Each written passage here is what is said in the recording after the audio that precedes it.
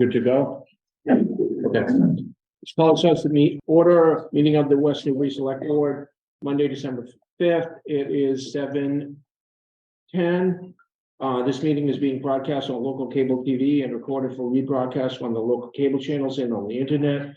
Also accessible by remote participation via Zoom. Announcements. There will be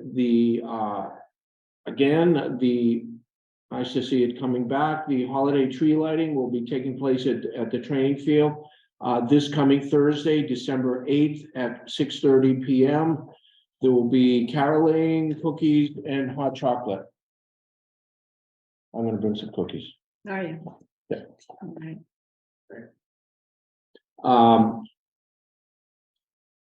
Next item, there will be a holiday luncheon at the Sage Center, spaghetti and meatballs, free to all to attend, advanced registration required. There will be a musical performance by the paid school chorus, so that'll be a week from this Thursday, the 15th at 11:30 p.m. a.m.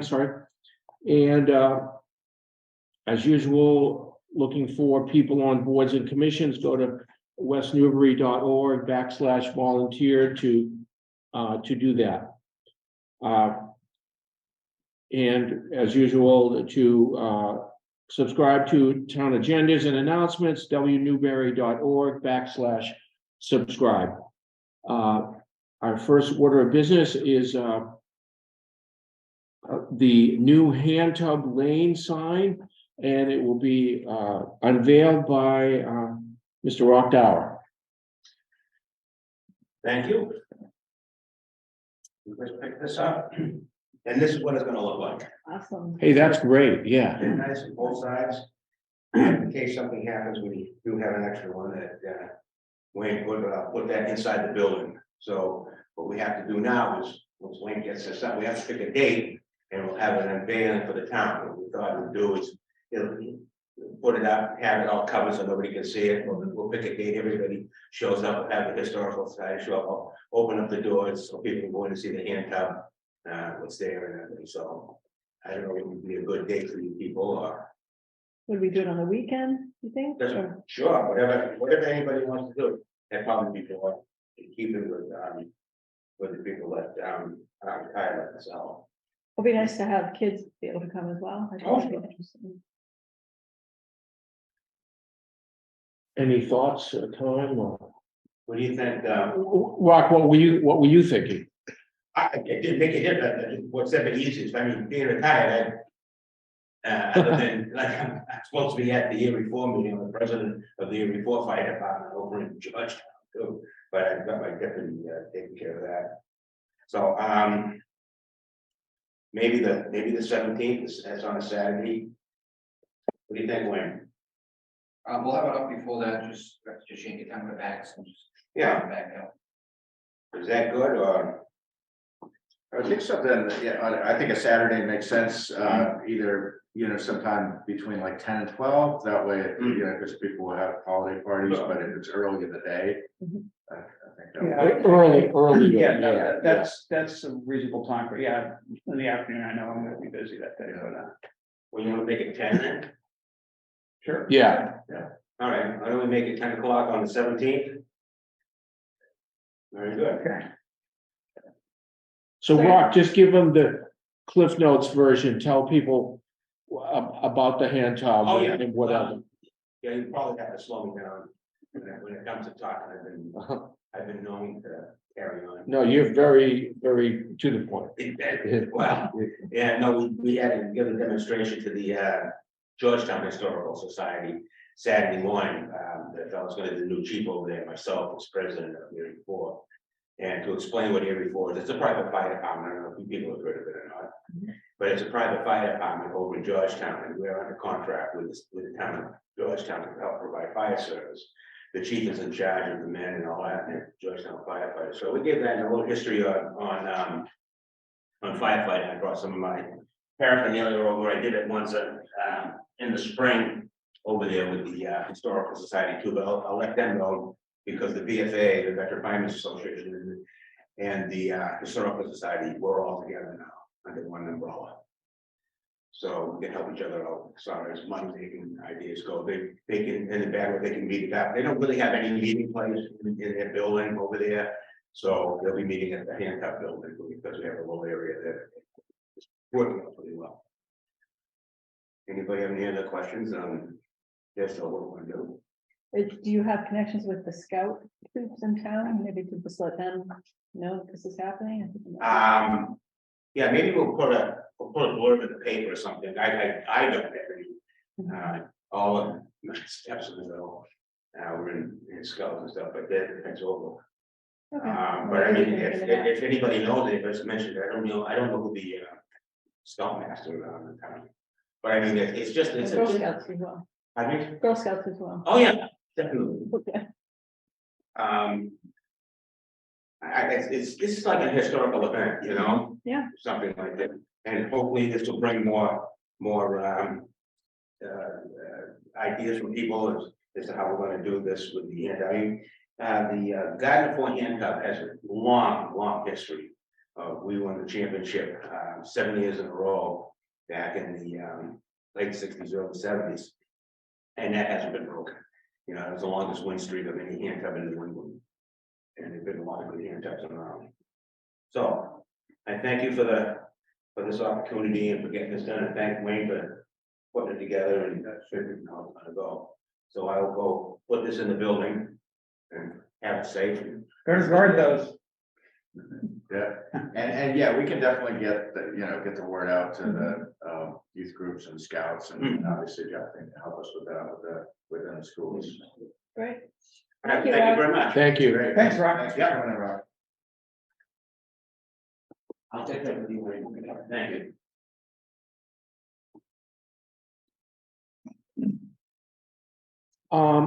Our next item is review of potential revisions to propose to the two other towns in Pentucket and to the administration about a few revisions to the regional agreement.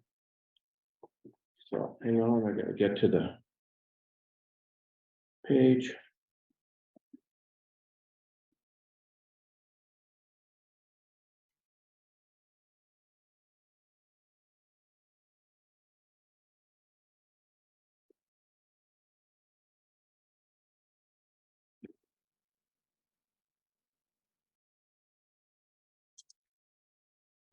Okay, how do we want to review this? I like the Angus has the redlined and the changes and anyone want to start with their comments, or Rick or Wendy, or Yeah, let me get to we're on page 5. Yeah, I Okay, think, so sorry. Wendy. I was just gonna say, everything we discussed is captured here. The only thing I wanted to clarify, well, one thing I wanted to clarify is, on page 5, in the regional school agreement says what's proposed is that it may be one school in each member town, but that doesn't address, I think I mentioned that, in Merrimack, there are 2 elementary schools, so, I mean, I guess that saying maybe one school doesn't preclude 2 schools, but Right. does it? I was confused when I No read good that. way to write it, I think. It's not, yeah, I couldn't- we have to improve on that somehow. Go for it. I read it yesterday and I'm thinking, how do I make that better? How about if we just said ought to be at least one? But that's putting it back to the way it was. Yeah, I know. Different than shall. Just kidding. I couldn't come up with another better wording, but that it does, it's like a little dangling problem. Well, so can we say there may be at least one? Does that address it? Maybe at least One. one. How many qualifiers do you want to put in there?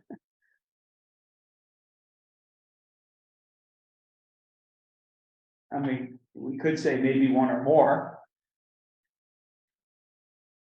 And I don't think anybody in the right mind is going to take that as encouragement to then build a second school if they don't already have one. Okay, you may at least make, that may, The least objectionable. yeah, it's odd, but, yeah. But at least it doesn't preclude having two. Right.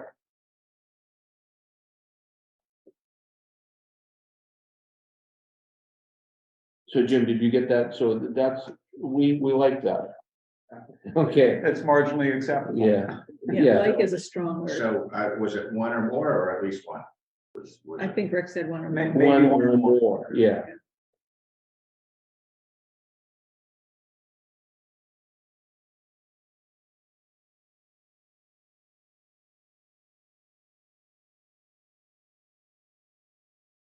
Okay, so now on page,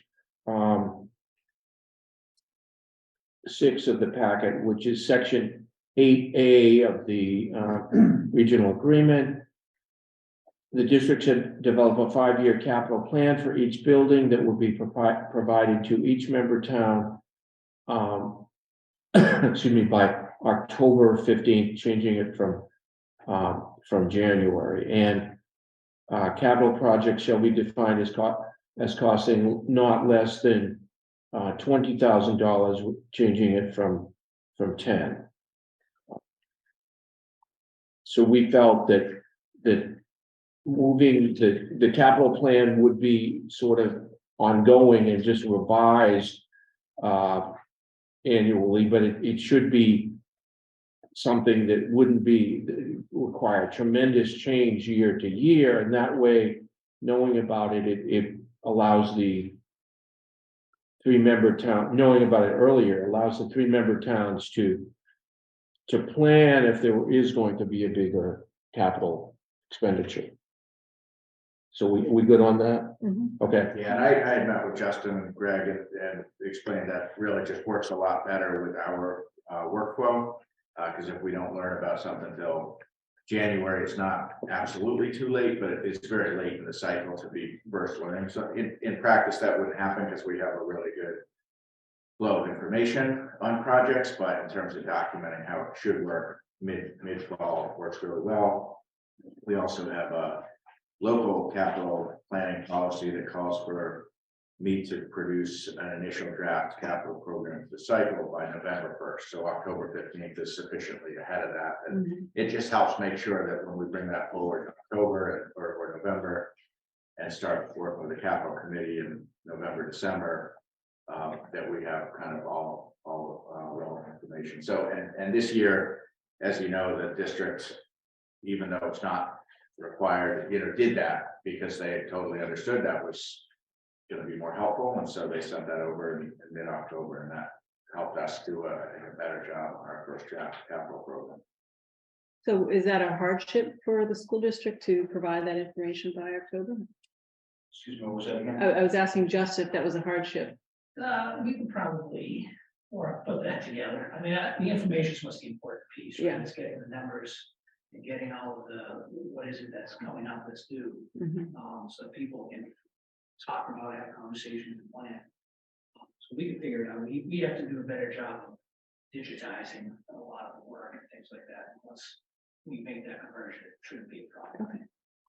Another thing that's important that, and I know I've said this to Justin, but I'll just say it again, the October, the initial proposed capital program that I put in the capital committee that Wayne and I did and other department heads do a lot of work on is to start the process. There's no expectation that that's the final draft. In fact, that's the whole point of the capital improvement committee process that typically runs from late fall till, early spring. They typically approve their report in mid-March. So that 4 to 5 month process, we know that the capital program will change from point A to point Z. So, when you get something to us in mid-October, no one's expecting that you're going to have every cost estimate down to the T and all of that. It's really to be more of the kind of iterative process. It's what comes out of that capital planning process in typically, February, March.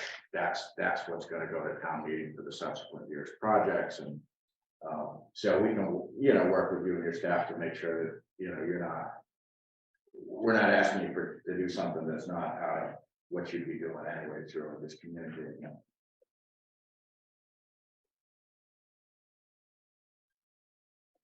Okay, further down, same,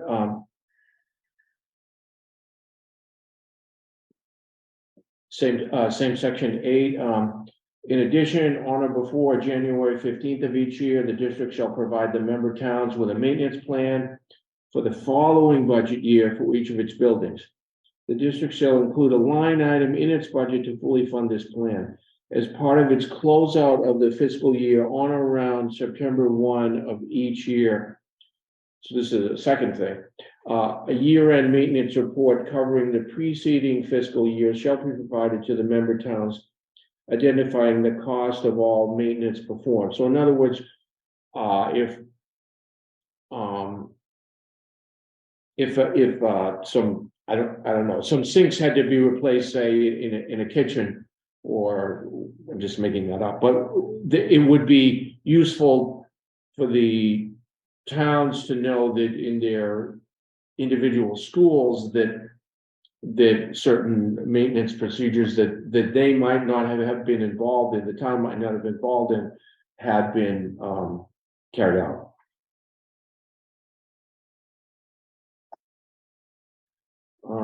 Next section. Well, before we move on, Okay. because the way it's written now, it just says the district will provide member towns with a maintenance plan for each year of its buildings, and when we talked that over, it's just not that helpful. And so the board's discussion at their last couple of meetings is this is intended to be more helpful, kind of this is what we project, and then at the end of the year, looking back, this is what we actually did. Just to be kind of to have something Right. helpful rather than just something that's appended to the budget. It's just kind of it's not really meaningful. This is intended to be more of something that's actually helpful. So does that make sense? Yeah, I think this part is, we've heard this from another town as well. I got to make good sense. Here's all the work that's had to happen. These are the things these are the costs associated with it that we've done. As you said, you might not know about it because it's below the $10,000 threshold. But there might be chronic issues that you see that can help you make decisions on other bigger projects as well. Things you might want to do. Or exactly, you might be fixing those things for like 6 different times, and then you might say, well, maybe we need to replace that sink. Yeah. And you can go back historically. And Yeah. look at that.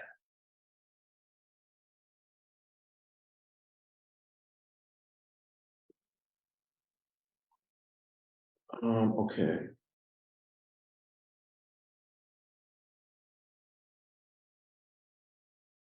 So I don't know how I felt about this particular, it was in the unlikely event that a town wanted to withdraw from the district, that this is the change that someone has suggested. Any town withdrawing from the district must first pay all of its share of total debt and current operating expenses. All withdrawals are subject to the approval of the Commission of Elementary and Secondary Education and must be approved by changing 2/3 to all of the member towns, from 2/3 to all. I don't know what that particularly is doing. This was suggested by the finance committee, and the point was that it's such an important decision that all towns should have a say in it. I think I don't know if it's likely to ever happen. Well, I mean, they're never going to be able to pay, if they want to leave, they're gonna have to pay all their debt before they leave. And get no continuing benefit. It's never gonna That's happen. correct, yeah. I think it's a theoretical Right. concern. So it's a question of, do you want to put any kind of time, especially with the 3-town nature of this, and town meeting approval, and do you want to put any time towards something that's really purely theoretical? Yeah, I think it's kind of irrelevant. I mean, I think there's a financial hurdle that no community would ever get over. At least as long as we have debt associated with construction in school. So at least another 26 years. Right, exactly, yeah, so, I don't think it causes any harm though. I mean, It's just one more thing to talk I mean, about. I think could be quickly discussed and Okay, resolved, and if there's pushback, then maybe we can drop it. I just feel like we asked the FinCom for their Right, input. and they okay. gave it to us. As long as we don't disagree with it. Walter, do you know why someone wanted to do that? While I have a strong opinion on this, it may even be in conflict with the state, because they say there's a 2/3 rule that the state has, if 2/3 of the members approve a budget, then they're all stuck with it.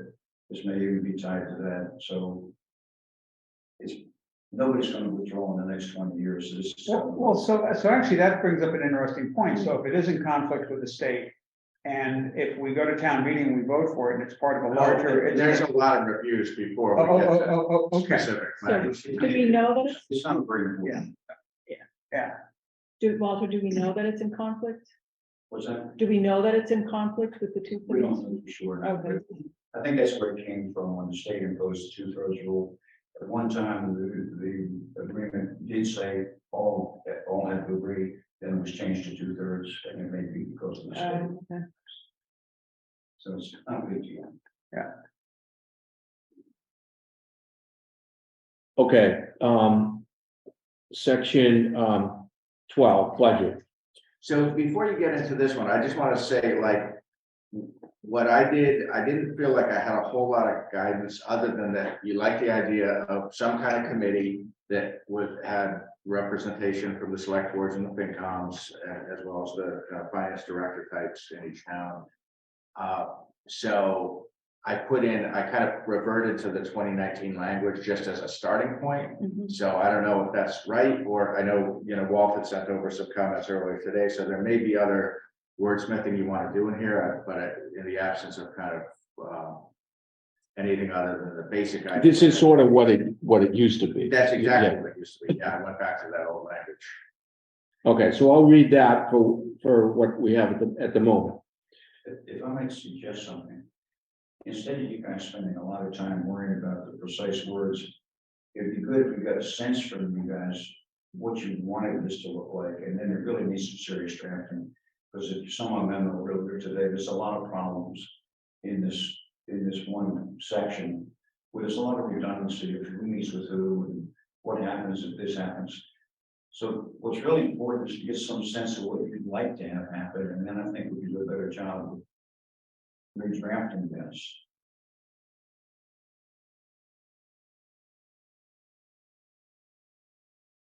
So what's our time frame on this? I mean, do we have time to spend redrafting it or? Yeah, I mean, you don't have a ton of time, but you have some time. I mean, it's really a question of when can things get to the other towns and still allow them time to say whether they like the idea or do they not. Yeah. That's what I got on. Well, I actually like the makeup of the committee. Mhm. Yeah, I think that's good. So there seems, is the regional advisory committee the same thing as the regional finance advisory committee? Yes, Yes, Okay, so we would just want to add maybe the first sentence that's. it's not a second. Yeah. Just. yeah, or just in parenthetically kind of note that Yeah. that's, that makes sense. See, then the question gets to be, does the school administration present the budget to this committee? Or do they continue to present it to each town individually and to the select board and then the finance committee? It's kind of a redundant process today. So what would be the optimum way to do this? Should the school present it one time to this committee, which then turns around to their towns and says, this is what we should do? Or should we have the repeated performances that we have today? The other thing is the way the agreement is written today, the school committee is supposed to own the budget. But I never saw any sign of them in the budget process last year. So what's their role in presenting the budget to us? Because I'm critical of all of this. Well, personally, I would like to see one presentation so that you wouldn't have to go to individual select boards and finance committees and everything else. And Yeah, I'm sure there could be a Jessica would be able to discussion. say, Also, we could hear what the other towns. exactly. Right, we hear other towns' questions, yeah. Yeah, I think having, one meeting that involves, representation from the select boards of FinCom and, the town, finance director, makes sense. We're for representation from all three towns of this. Yeah, I think that makes sense. Because the way the thing is written today, they're presenting to individual towns. And there is a clause that says if any one town has a problem, they can call a meeting, but that didn't happen last year. And it really should have, because all the towns should have gotten together and discussed, do we want to agree to do these overrides or not? As it was, one town was really exposed. If the other town had approved the override, then one town would have a serious budget problem if they didn't approve the override. So there needs to be an opportunity, I think, for the three towns together to hear the budget presentation, discuss it among themselves and decide, do we all three want to go for this level or not, instead of doing the second way. So as it's currently written, do you think that precludes what you're describing? Is this paragraph is currently written, it just says somewhere, what down here. It just does, it says time to time, it doesn't narrow it down, yeah. And it says they may impact the budget.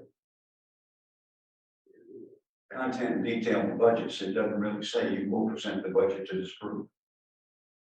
And I think it's actually, there's a section, a lot of Walt's comments that he emailed today are in a section that's not in my memo because it's not something I've drafted any revisions to, so let me pull that up because I think that'll help. Yeah, all of this paragraphs 8 needs a lot of rework.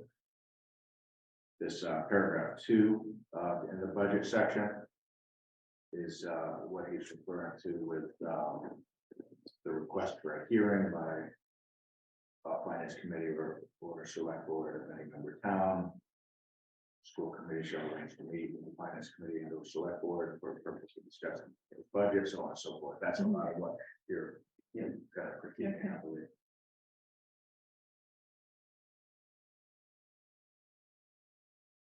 So do we just need to reference this paragraph from the one we were looking at? Well, I think the Not point right now? you're making is, and it's come up in some of the discussions, is that you could read this the way it's written a couple of different ways. I think you were reading it as that after the budget's presented, that this could happen.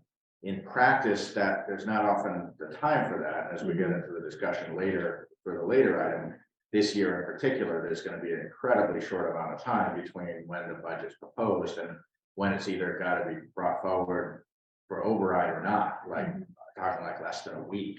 So there's not really time, but I think that was part of your critique is, and I think that when this came up at the meeting in August, Archie, that you were at as well, I think there was some sentiment at that table that, they thought that was for if the budget failed, like after the vote or something. It's just, you could read it a couple of different ways. I think it's not drafted very clearly. Yeah, so.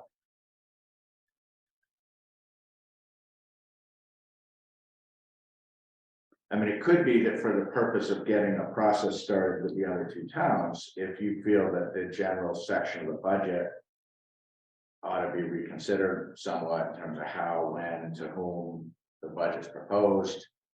Maybe that is something where it would be better to invite, try to reconvene that group from August where we have members from each town to kind of chew on how do you want it to work collectively, and then get to the drafting, because it's very hard to draft something if there's not a clear policy direction. And I think up to this point, what we've drafted, it sounds like you're really clear on, but this section is more nuanced, and it's also got to be balanced by the kind of the practical reality of the timeline available to the school administration and the school committee, and actually bring forward a budget, which doesn't necessarily allow, and certainly this year will not allow for those kind of multiple feedback loops. There's just not going to be the time.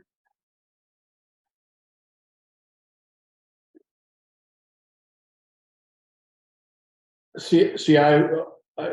always envisioned the section 2 there, A part, section A part 2 was like, okay, that's if,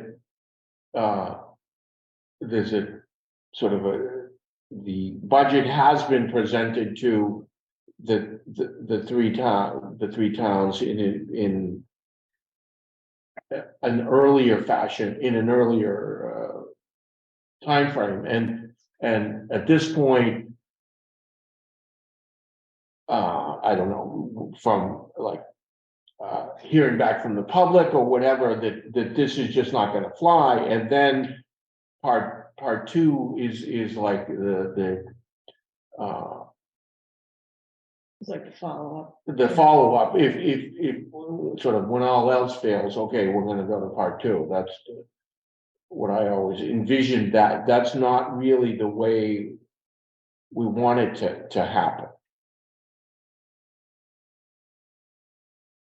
Because it isn't enough time, Mhm. but it gives an outlet to a town, or if a town hears the personnel in the town hear from the community that no, this is just not going to fly, and then section 2 comes into play. It gives people there is a way to, in other words, it's a way to at least have a second bite at the apple to change things if necessary. I'm not sure because So you've been a joint presentations with 3 towns to start with.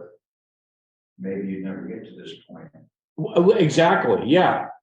But I think that I don't want to get rid of that, just that this is like the 11th hour calling up the governor. I picture it as that kind of a thing, but I want to have the 11th hour calling up the governor capability still there.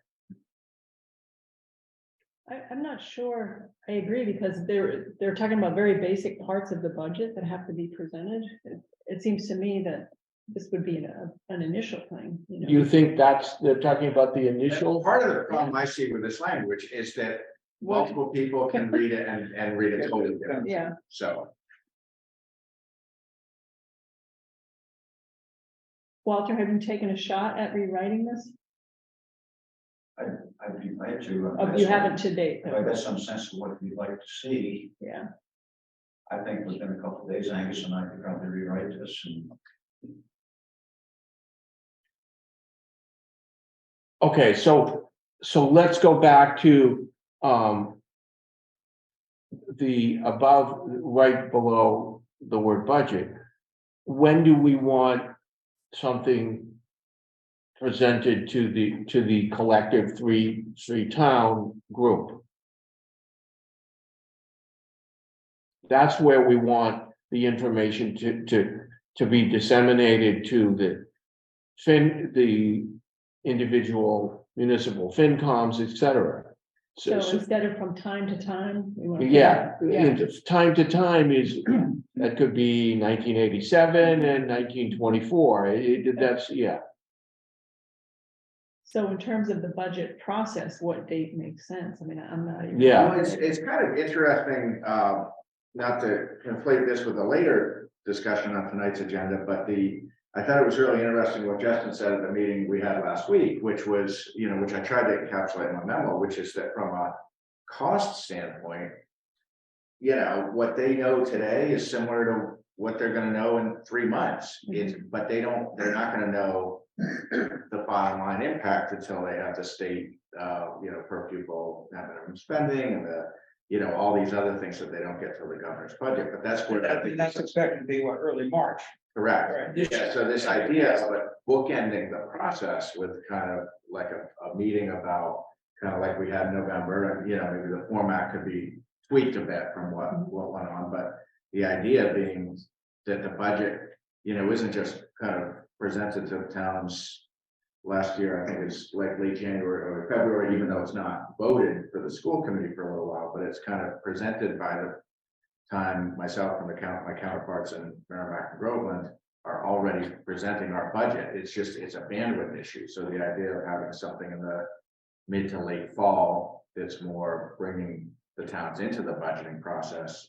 And then more toward, it's never gonna be as early as we want it to be in the spring, just because of the relationship with the state budget. So that's really always, especially with the new governor, but that's always gonna be. So what, Justin, when would it normally be? I mean, in a more typical year? Then we have to have it, governor has to publish their budget by the fourth Wednesday in January. But it's a new governor in this case, it's 5 weeks after that. Wow. So we could just tie it to the governor's budget release. So in that number, that's where you start to know, this is what your net minimum is, that you're gonna have town by town. Cherry sheets come out, and then we have to go through the process of that, put it in to start to look at, okay, how is each town? Well, how is each town gonna be impacted? Mhm. And then that's one big piece, as Angus pointed out. We still have to wait for other big pieces like your benefits, so your insurance costs, what that increases.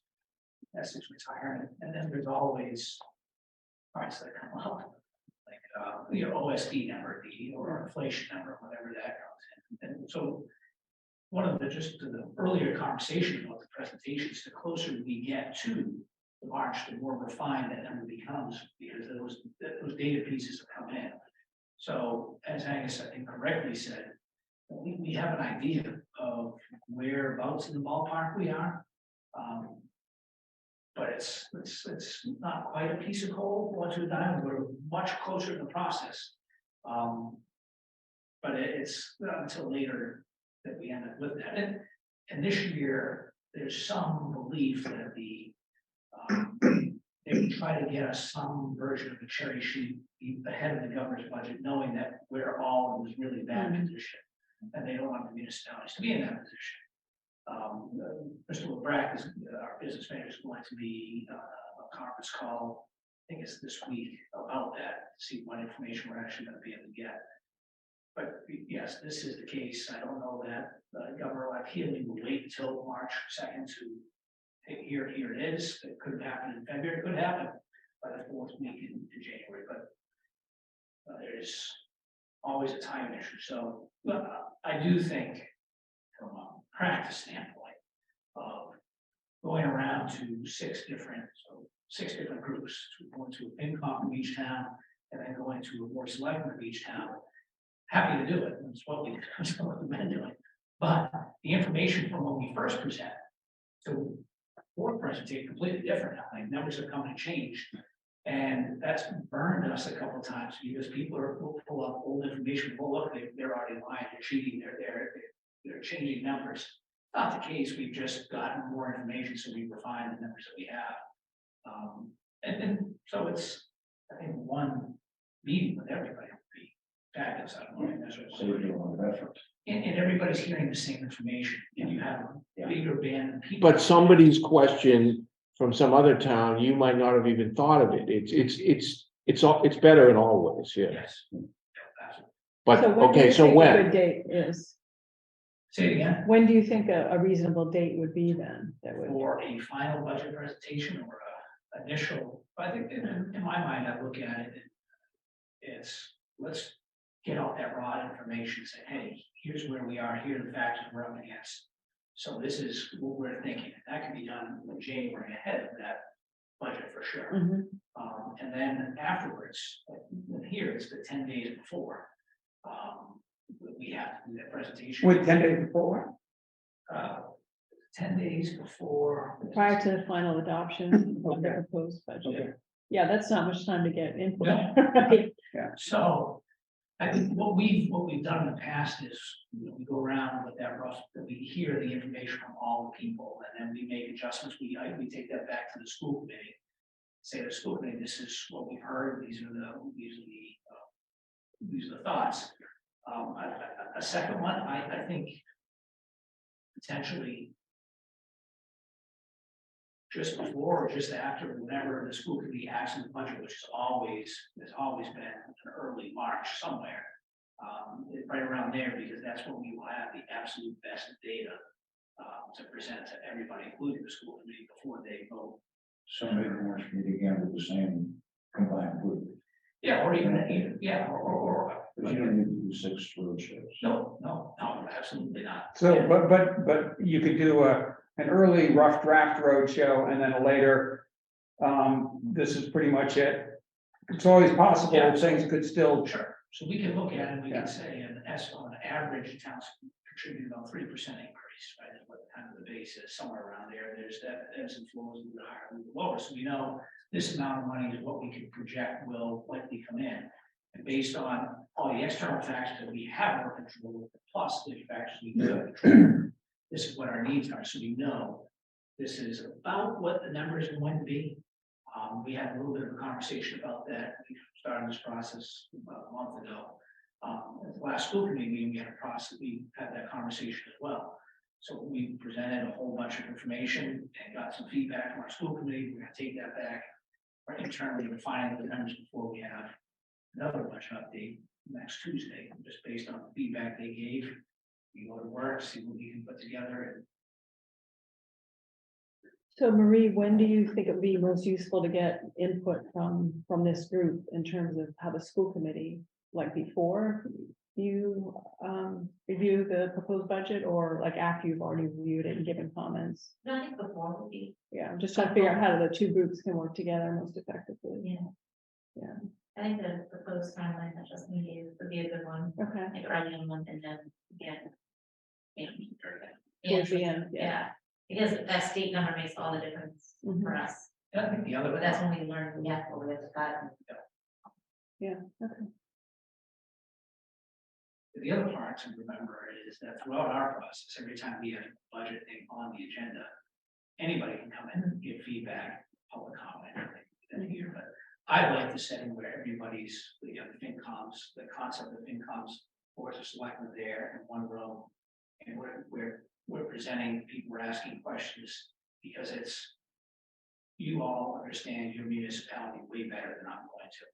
And we understand the district's challenges when it comes from the state, probably better than everyone else in the room does. So this is that educational opportunity for us to receive the education. This is what the challenges municipalities are facing. Here's the challenges that the district are facing. And then hearing both sides of that and saying, okay, here's what we have to do. Okay, so how about if the meeting with the collective The advisory. FinComs and so forth. So should the meeting be with?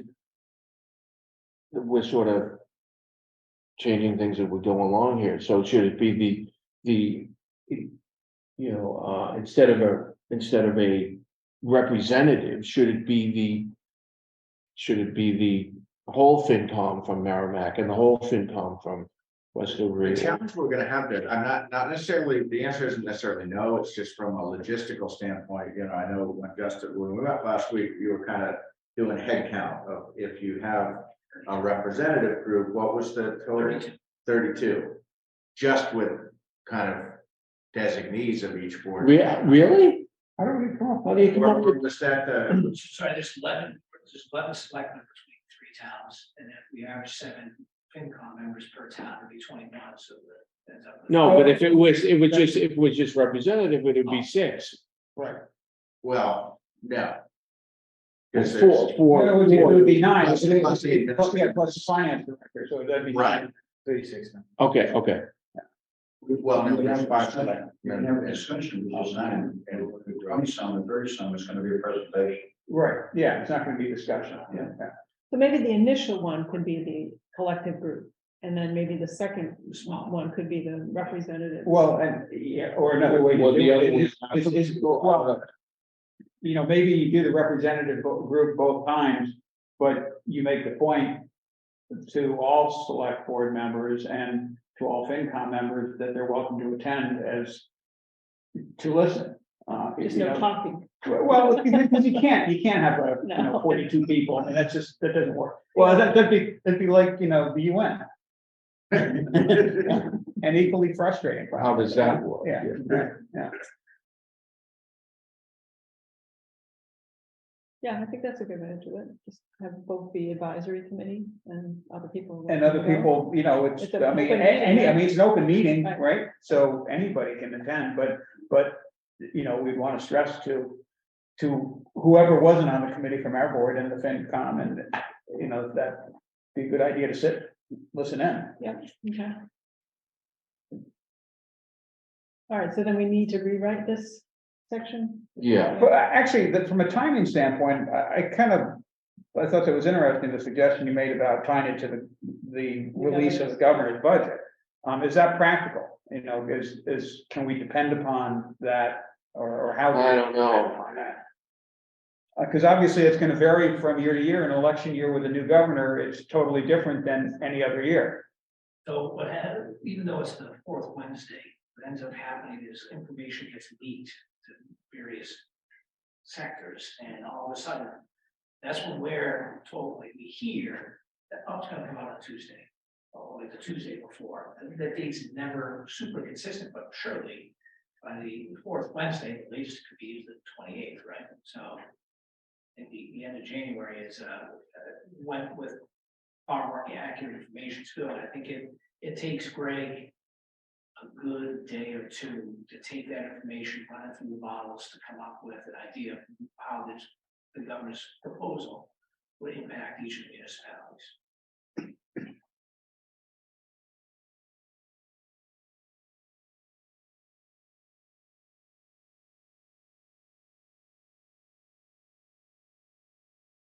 so,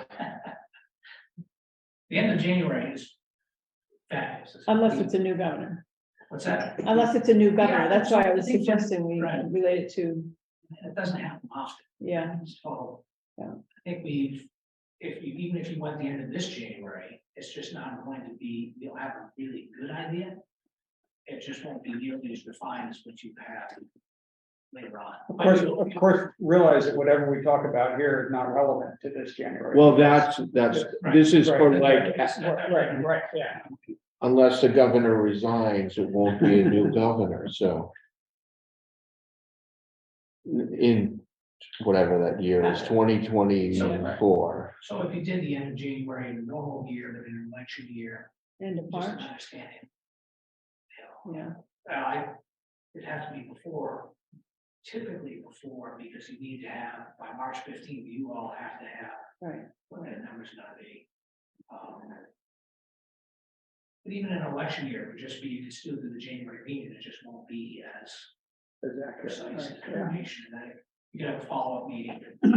So I think you live with that as it happens. Okay, I mean, because that variability, we can't do anything to change that variability, so I think we just have to live with that So when it occurs. and this is a year where we've talked about it, talked with the sheriff school committee, like, we understand that as we go through this budget season. Yes, we have our scheduled meetings, but we're gonna have to react as we get information. Might have to have more meetings than we normally would, based on information that comes in.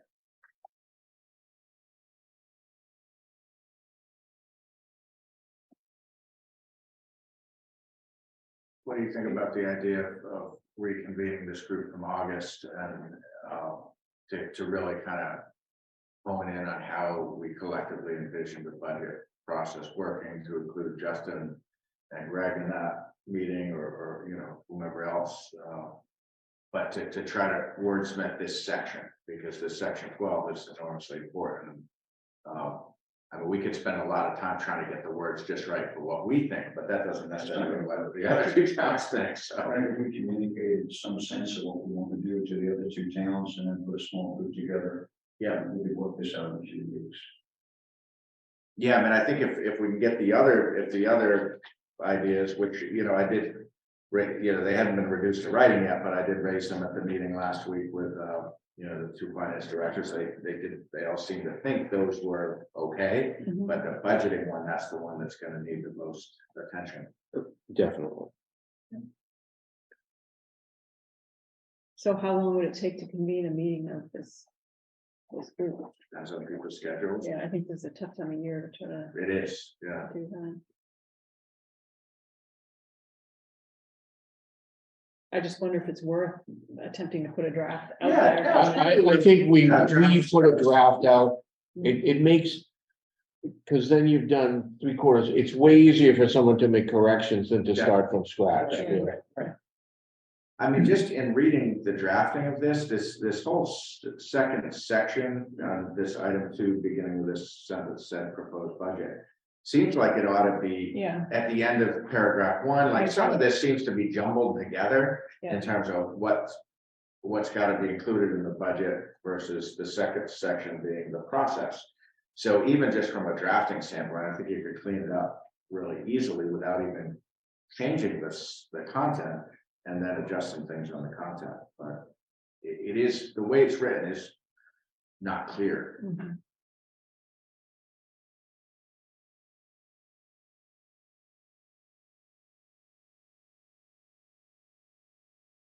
All right, There were comments, you know, about the end of that section of the paragraph 2 as well, you know, the operation of school plant, maintenance of school plant, outlay, debt and interest changes. Interest charges, you know, the last name is specified all costing that. It's like, I'm not quite sure how to read that. I don't know. And you saw the correspondence with. Yeah, I did, no, I flagged that, and I was gonna go, great, yeah, idea. exactly. Yeah. Yeah, I don't know that that's been paid much attention to. Yeah. So that is simply, the $1,000 refers to borrowing costs and nothing else. Which is, how often are you gonna have even an interest charge of less than $1,000? Right. It's basically just as they go to an $1 million capital, debt and interest, just. So would presumably be in a budget. if that's what it means, it's not really important at Yeah. all. Yeah. Okay, so- Greg's suggesting you could just strike that whole last clause here. And wouldn't lose anything. Yeah, Right. so then who would draft this revision? That's what we have to figure out. I think, well, I don't disagree with Walt's comment that if there's clear, if it's clear what you guys are looking to get done. The drafting of it wouldn't be difficult. Yeah. Well, The concept here, of what we're talking about. let's summarize this. What I think we want to do is we want to have a meeting with the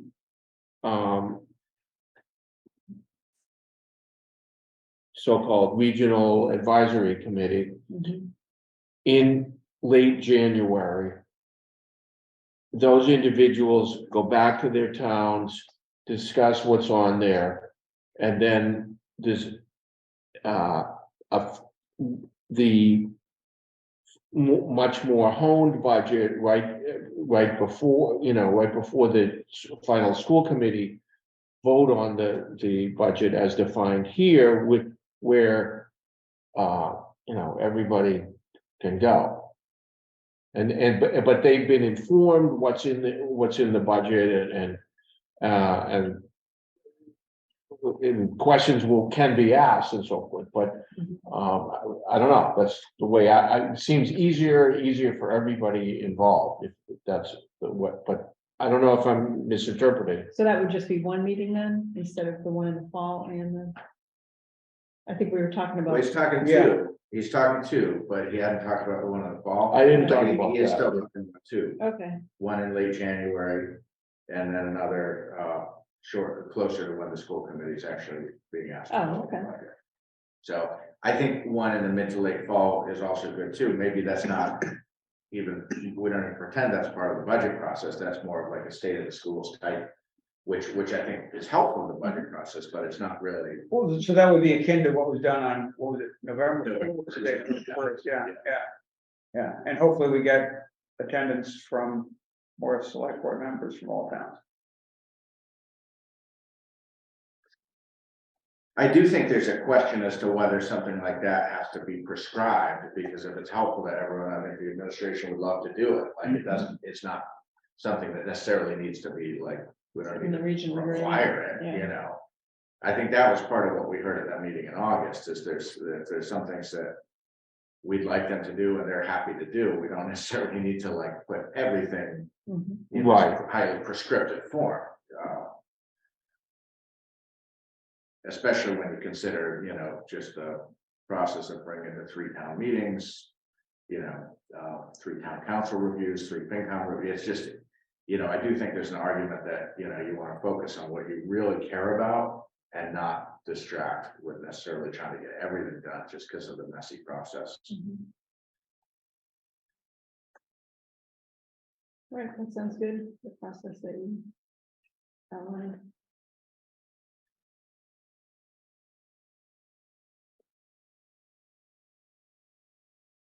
Okay, any, um.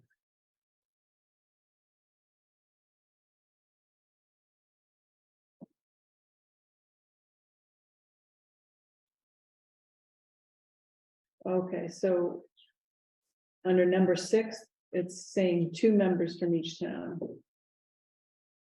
2 representatives of the selectmen, 2 of the FinCom. So is this something different than the? Where are you I'm now? on page 15 of the packet. Yeah, I put it up on the screen here as well. Okay, It's 6. so is this only if the towns feel like the budget can't be passed? That's how it was read. Yeah, I mean, that is what it seems to say. Okay, so this is not the standard regional advisory finance committee. Right. Okay. All right. This This is is what you were talking about. If this is, yeah, this is in there anyway. But this is like the code red. Yeah. Yeah. Okay.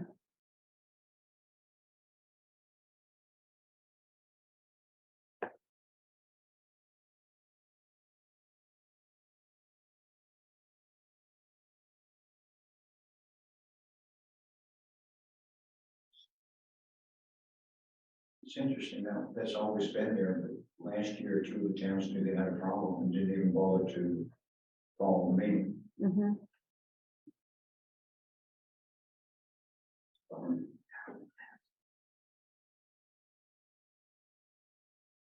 Well, I mean, it's an optional thing. They can request.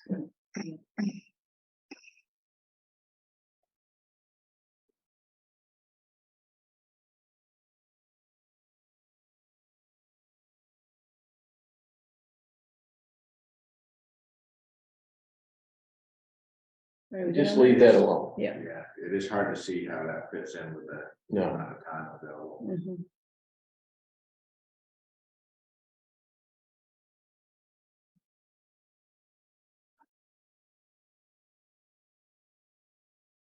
And actually, Justin, I don't want to put you on the spot, but one thing I mentioned before, 1 or 2 meetings ago, that you had mentioned in a meeting a couple of months ago about the constraint you're up against on the back end of the budget, when we were talking about town meeting dates, and you were talking about the required notice that you have to provide, in the event people might not be rehired. That was really helpful to me in understanding why you're hemmed in on the back end. So if you could summarize that. Yeah, sure. So we have contracts with 4 different groups, teachers being the biggest, and we also got clerical custodial. So you have those groups, and we are required to provide notification of appointment, or if there's a reduction in force, we're required to provide that in May. So they can anticipate, and go ahead and do what the employee can do, take action that they need to take. We actually, during the COVID year, we had to put this into place because you remember there we weren't sure what was going to happen budgetarily with the state funds. There were massive shortages. We were paying out because the state said you just got to keep paying your transportation. All that was going out, and we were expecting this massive reduction. So we riffed. I think it was about 20 paraeducators, and we lost because we lost a pretty sizable number of those paraeducators because they were no longer going to be employed for the next year. And then they did become employed. Kentucky followed the directive of the state. Other districts did not. Those other districts ended up in much better shape than Kentucky because the state came back, I believe it was the end of June, and said, don't worry about that, you don't have to do that anymore. Which was not helpful. And very forgiving there, right, because it was uncharted territory for everybody, so the state was trying to do the best it could, given the information it had, but yes, there are those dates where we are required to provide notification to our employees whether or not they are going to be returning with us in the following year. And if there's an uncertainty in a budget, we cannot assure that, so we would have to provide that notification. That there is a potential that there'll be a reduction of force, and we follow our procedures for who that entails. Is that May time period relative to the start of the school year or relative to budget adoption? Is it a certain amount of time after budget adoption or a certain amount of time prior to school year? No, it's a name date in the contract.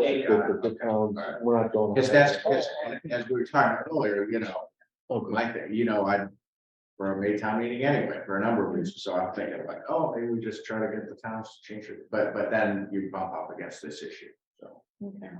And if we could get that specific date, that would be helpful. Mine will be less than 5 minutes. right? Okay, great. So, let me get this straight, Justin. So you would, if things are, if it's bad news, you'd rather hear it sooner rather than later. Is that the message? Yeah, so what happens is if we find out the bad news later, or if we're sitting and waiting. So if a town doesn't have their town meeting until later and budget's not officially passed yet, we have to follow the contract and we have to send out we will send out the reduction. Okay. Because we have to go with the worst case scenario.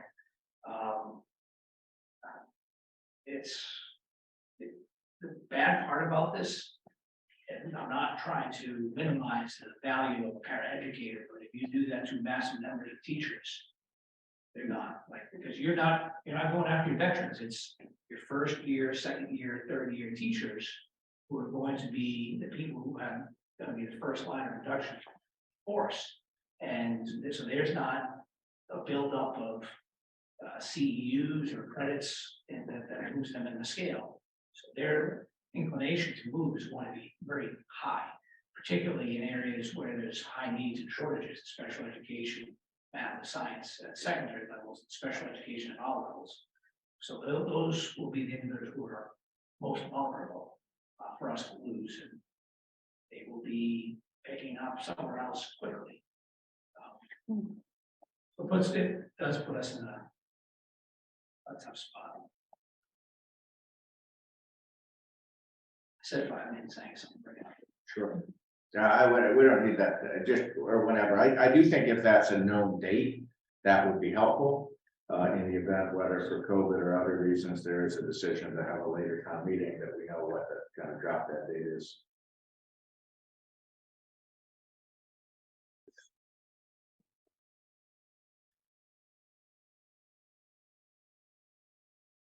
Okay, are we good? Yeah, do you want to jump ahead to the other? Yeah. So, and I'd sent this over to Justin. I don't know if you got a chance to look at that, but I tried to do just kind of encapsulate really the key point.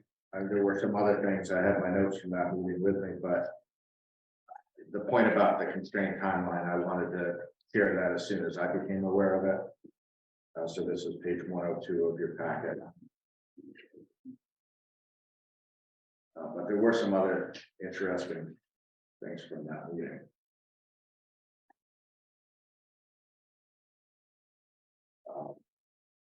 Yeah, I mean, I kind of included reference to the level service versus needs-based budget and so forth, but I think Justin, if he wanted to, could elaborate on that and some of the discussions he's having with the school committee. And some of the direction you've received from that. So what we presented to the school committee was there's 3 overarching approaches they could take. We were looking at the school committee for direction. First was level funding. Level funding is you had $100 this year, you get $100 next year. Of course, there's huge problems with that, not the least of which is it takes into account nothing about inflation, nothing about the increase in contracts. Or any of the increases or any changes. If that were to happen, I think it was something, it was something in the area of the 17 and a half teachers would have to be cut or the equivalencies. And then we went to level services, so level funding, level services. Level services, this is what we're doing this year. If we were to do the exact same thing next year, here's what this would look like. Here's the cost of about what this would look like. And the issue with level services, it's great to keep everything you have, but there's a lot of changes that happen throughout the year. As an example, we hired 2 additional special education teachers working our programs. And the reason why those hires are important is because those teachers work with children who otherwise would be sent out of district.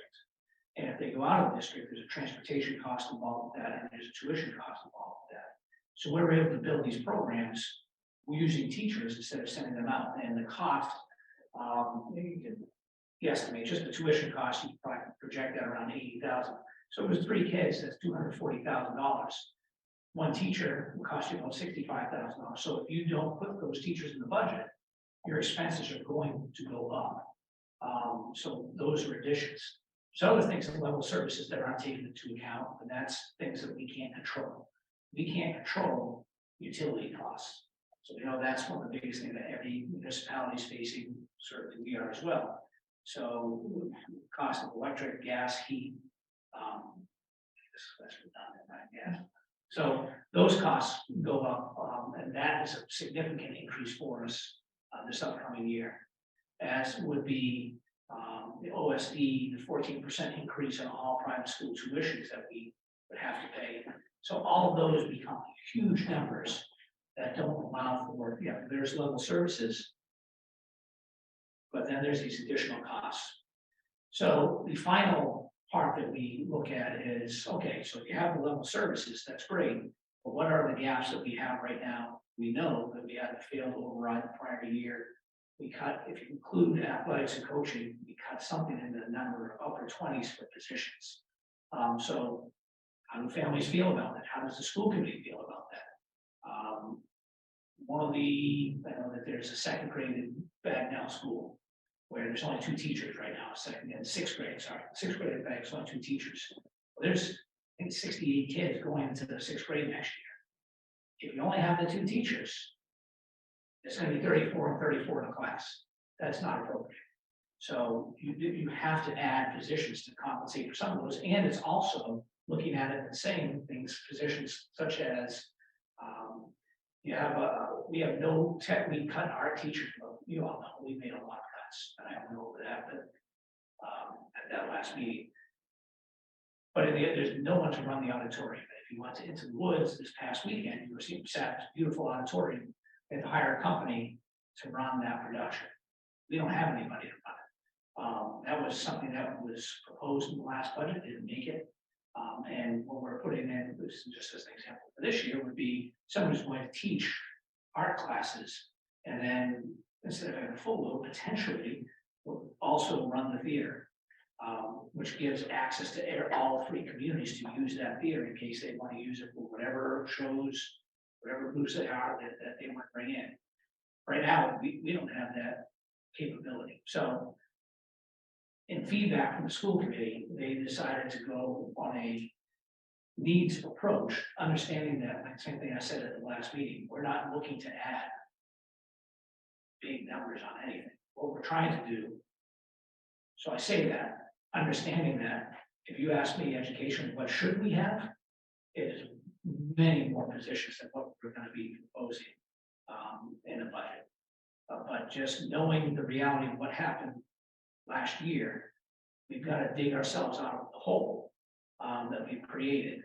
And so due to that, the school committee said, go with the needs approach. So that means we're going to look at what do we need to, yes, level services to prevent overages, but also what is it that we can add in that will make a much stronger academic program for our students.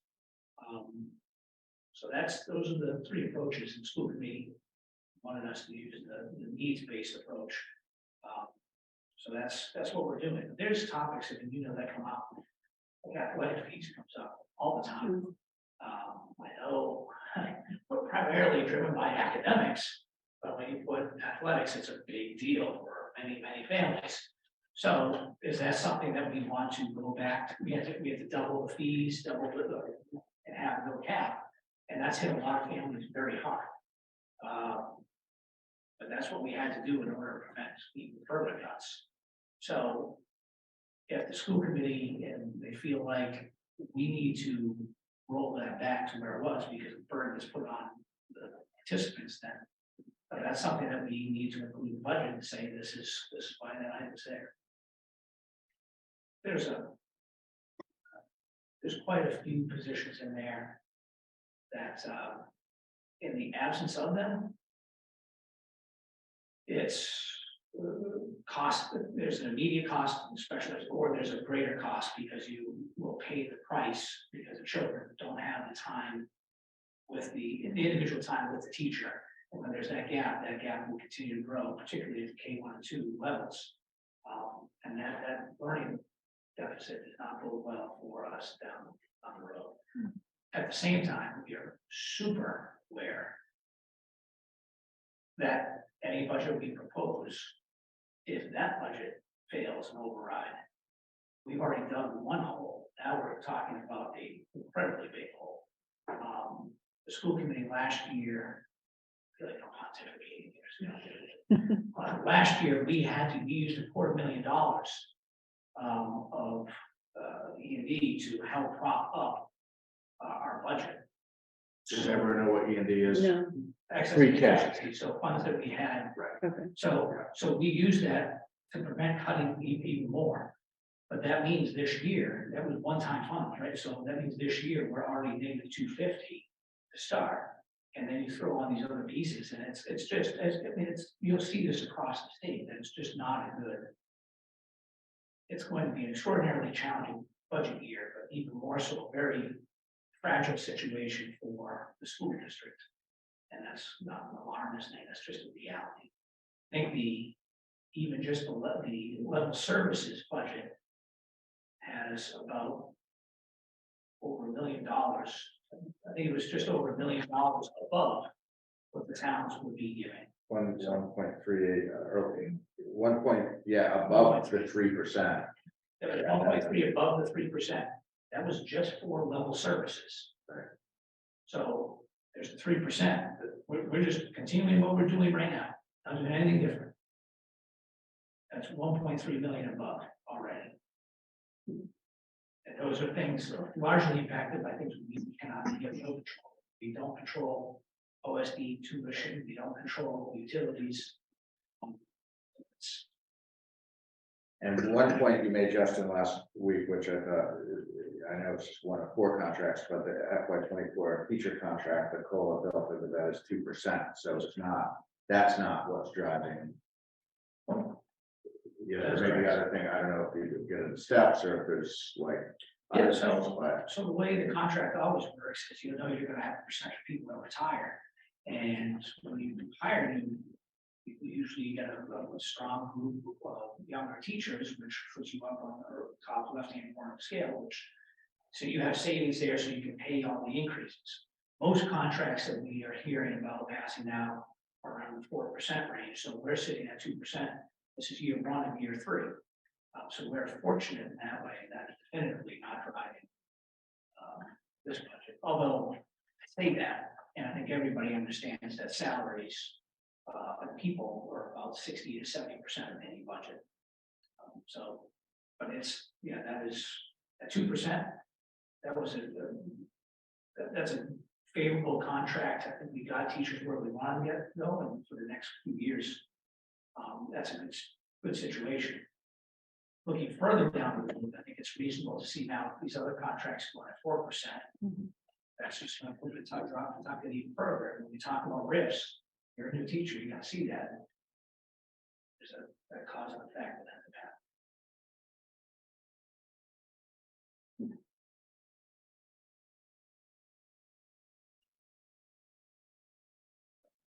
so you saw in the memo, you know, we did talk about these 2 dates and we did go ahead and kind of pencil them in. I don't know if they're final, but I think they seem to work well. So I wanted to, you know, hopefully you're in agreement, get these on your calendar. We could start getting these on the town calendar and notified the FinCom. I did send this to the FinCom over the weekend. So these are the January 24th and March 8th. Correct, Yeah. yeah.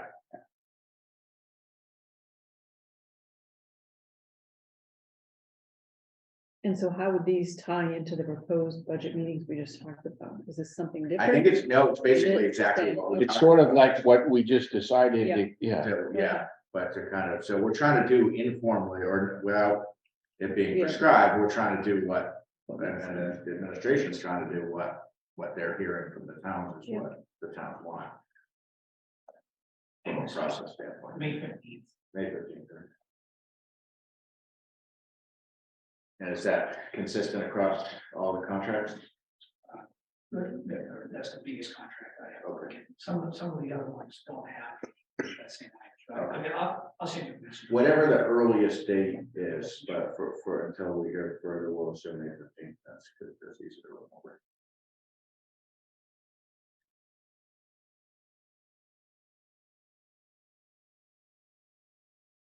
So yeah, I mean, you can see here, you know, the first meeting would include detailed information regarding projected proposed expenses. And obviously, you know, I assume you're on a similar, I know we don't get our health insurance numbers until early in the third week of February. I assume you're similar. So there are certain things they're not gonna know other unrelated to the state.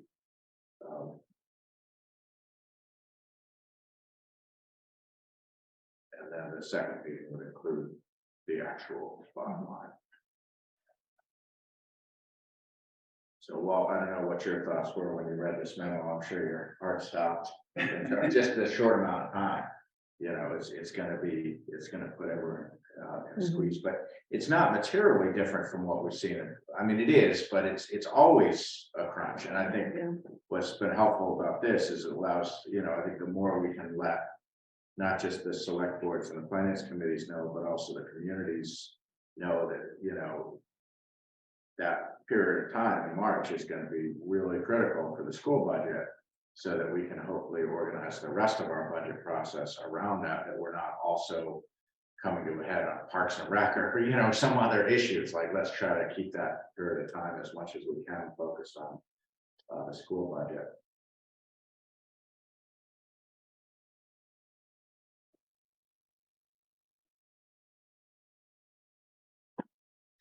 So not really relevant to everybody else, but I just realized I'll actually be gone March 8th. So. Oh, actually, no, that's a week later, sorry.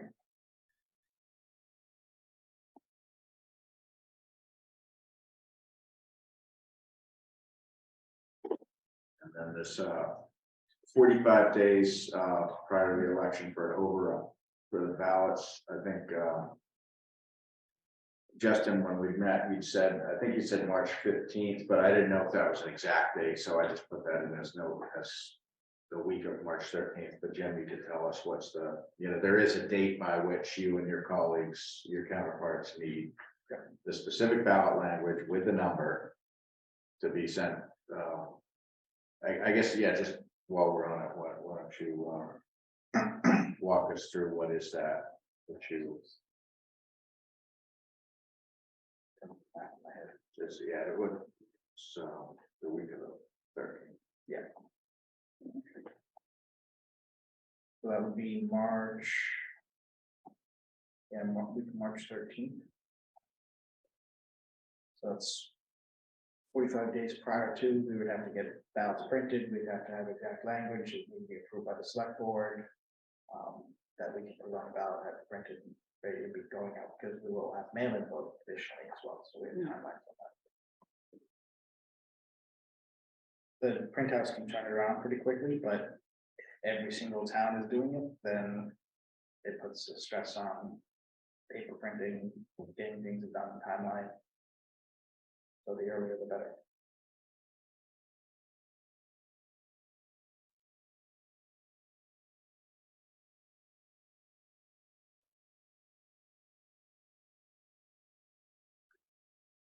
Anything else we need to know? We're good? Thank you. Thank for you so coming, much. Both of you. Yes. It's helpful to know how you go about like this first stage of budgeting. I mean, I didn't realize that's how it went, so. Yeah. it's very helpful. So, a lot of internal Yeah, I'm sure there is, a lot of heartbreak, what you say. There's also, I think it's just. The school committee's put in a really tough spot. Because they have to, I'll look at this from an educational lens, also understanding that fiscally where we are. The town, so that's why I think that is the town is so important. At the same time, we don't hear oftentimes in meetings, when we're talking about the budget. Some school committee members are saying, this is what you are saying that we need. These are the things that we need, and if that number's massive, that's just what it is. And then other people try to guess what a magic number is for an override, so you cut things down to reach that magic number. I think looking at what happened last year, I don't know that there's such thing as a magic number. I mean, that budget fails. You go back and we prop it up using funds, and then you're also, because you lost all the programs and people, now you've created a deficit for this fiscal year. And so, again, it's just curious to see how it all plays out. But the school committee said it will be always last year, this year, and likely, particularly with inflation, what's going on, foreseeable future, and you can only increase up to 2.5%. It puts the towns in a really bad spot. And I haven't even said the most obvious piece, and that's every single year, the state gives you all less money to provide for the school district. So when that happens, the burden just continues to fall on the towns, and all these increases that everybody's feeling, our three towns just feel so much more than a lot of other municipalities.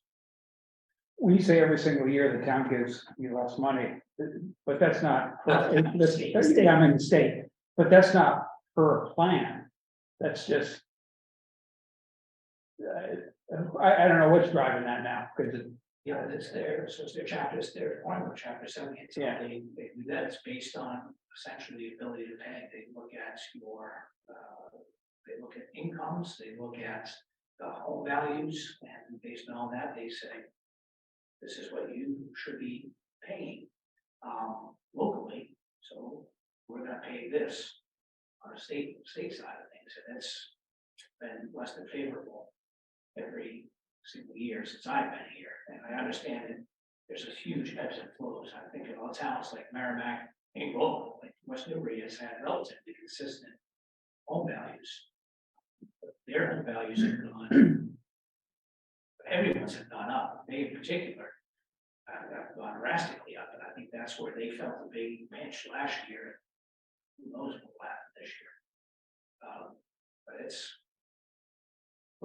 puts our three towns in a tough spot, because we have no industry to help support everything else that we're doing. And in the absence of that, other places are able to use that to get by. We're not. We're lovely small mineral communities that we love. But it's everything that happens with people who own homes.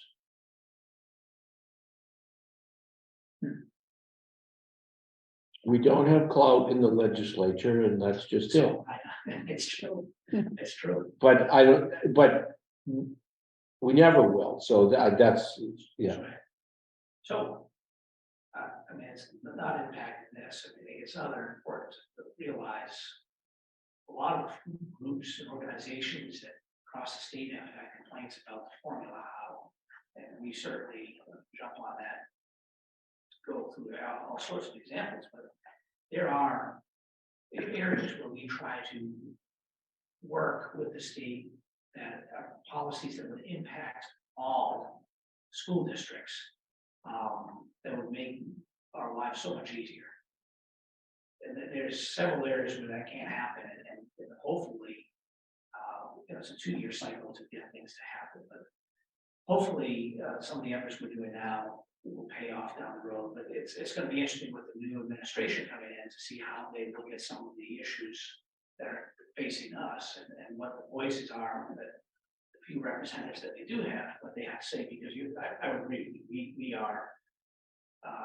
have so few representatives that anytime something comes up that would make sense across the board, if you're in a more densely populated, if you're an urban school district where there's larger numbers, whatever they want is what will happen. And if it's not advantageous to them, then why would we give that to you? So it's not an us versus them situation, it's the reality of politics. Is there any, what degree of collaboration is there between, small, sort of regional school districts of a similar nature to ours? I assume there must be some collaboration. Yep, so we have the Massachusetts Association of Regional Schools, which we rely heavily upon. But even in the absence of, even in addition to that, we also, Association of School Superintendents, we work quite a bit with them.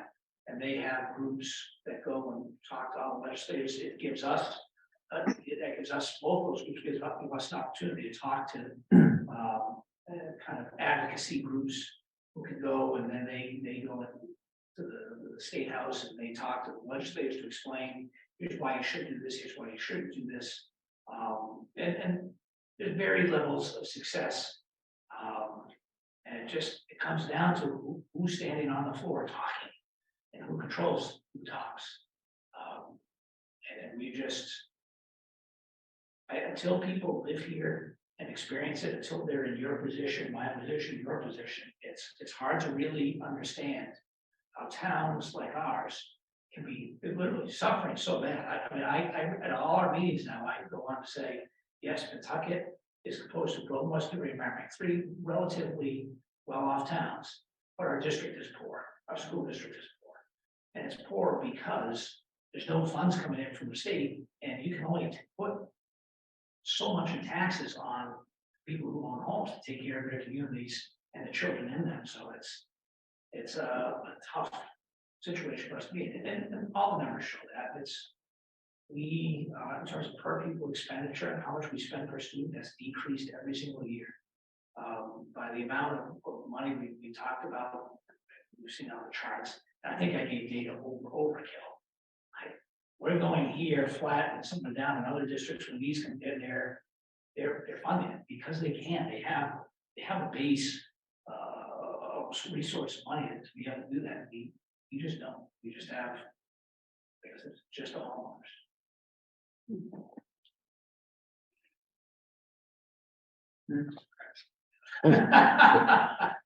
So, and I know we've got a lot of other stuff to cover, but I'm just, last question.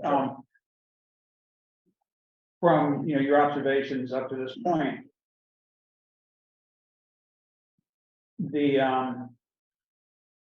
does feedback, basically communication from other boards and, say, select boards of school district member communities, does that have an impact? Do you think it can have an impact based on what you've seen in the past? Sure, I think if information is understood, so if people understand where we are and we understand where they are, that's a logical conversation that people can have, and then action can be taken on that. If it's just, hey, no, this is just the way it is, too bad, without even understanding the situation, that's probably going to get less consideration. If that makes sense. I probably shouldn't, I didn't say the question fully or clearly, and I meant with the state, does it have an impact with the state? So say that again, and you're saying that is Communication from select boards to the state. to the state. Do you think that relative to school districts, not relative to the municipalities' needs, but relative to school districts, which of course are contributing, are funding school districts? So I would say that when there's an organized effort, which I think we will see in the next year and a half, there's an organized, focused effort.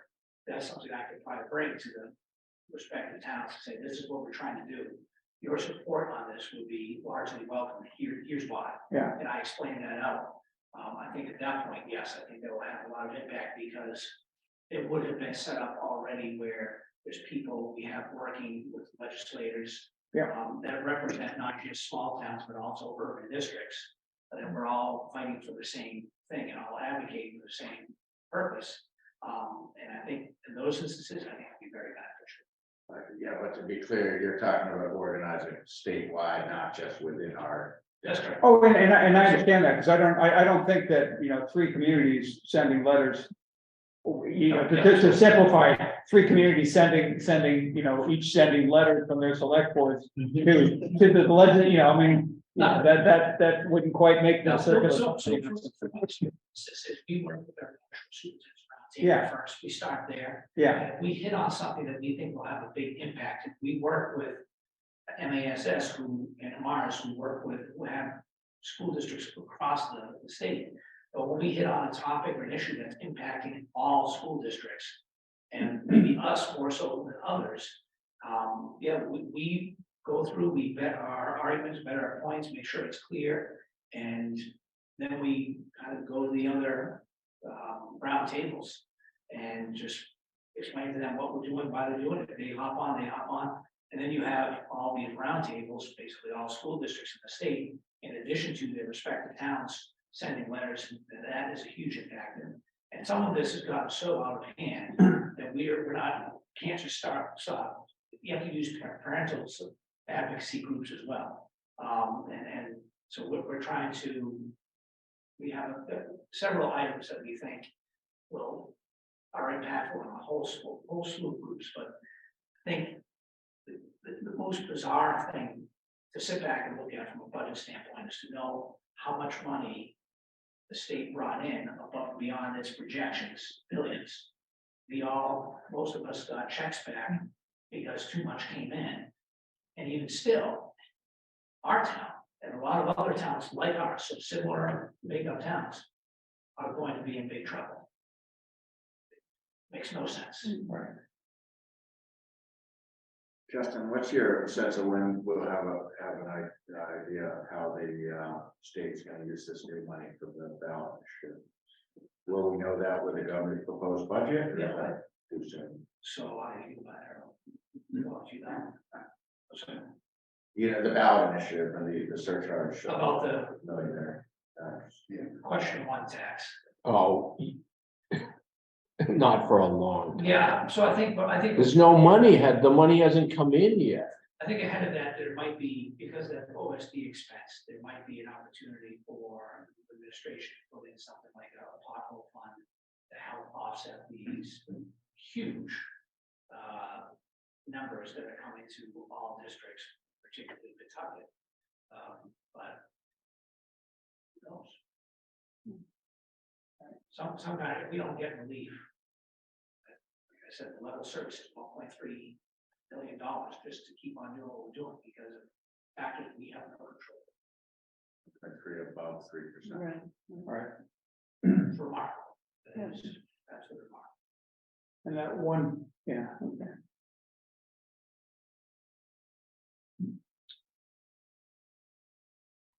I feel like I should try not to buffalo.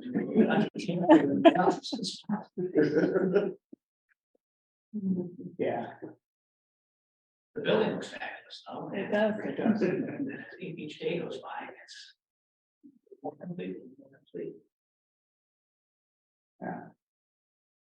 you gotta look at your wins. Absolutely. And capital project, we got extraordinarily lucky, not just that it got passed, but also the timing of that building. That building would be $50-60 million more if we tried to do it right now. You borrowed the money at the right time. At a ridiculously low rate. Oh, totally, yeah.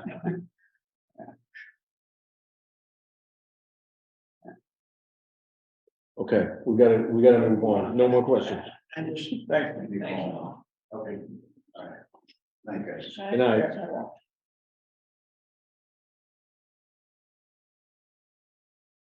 Thank you. Night. Mr. Chairman, Yeah, could we add an item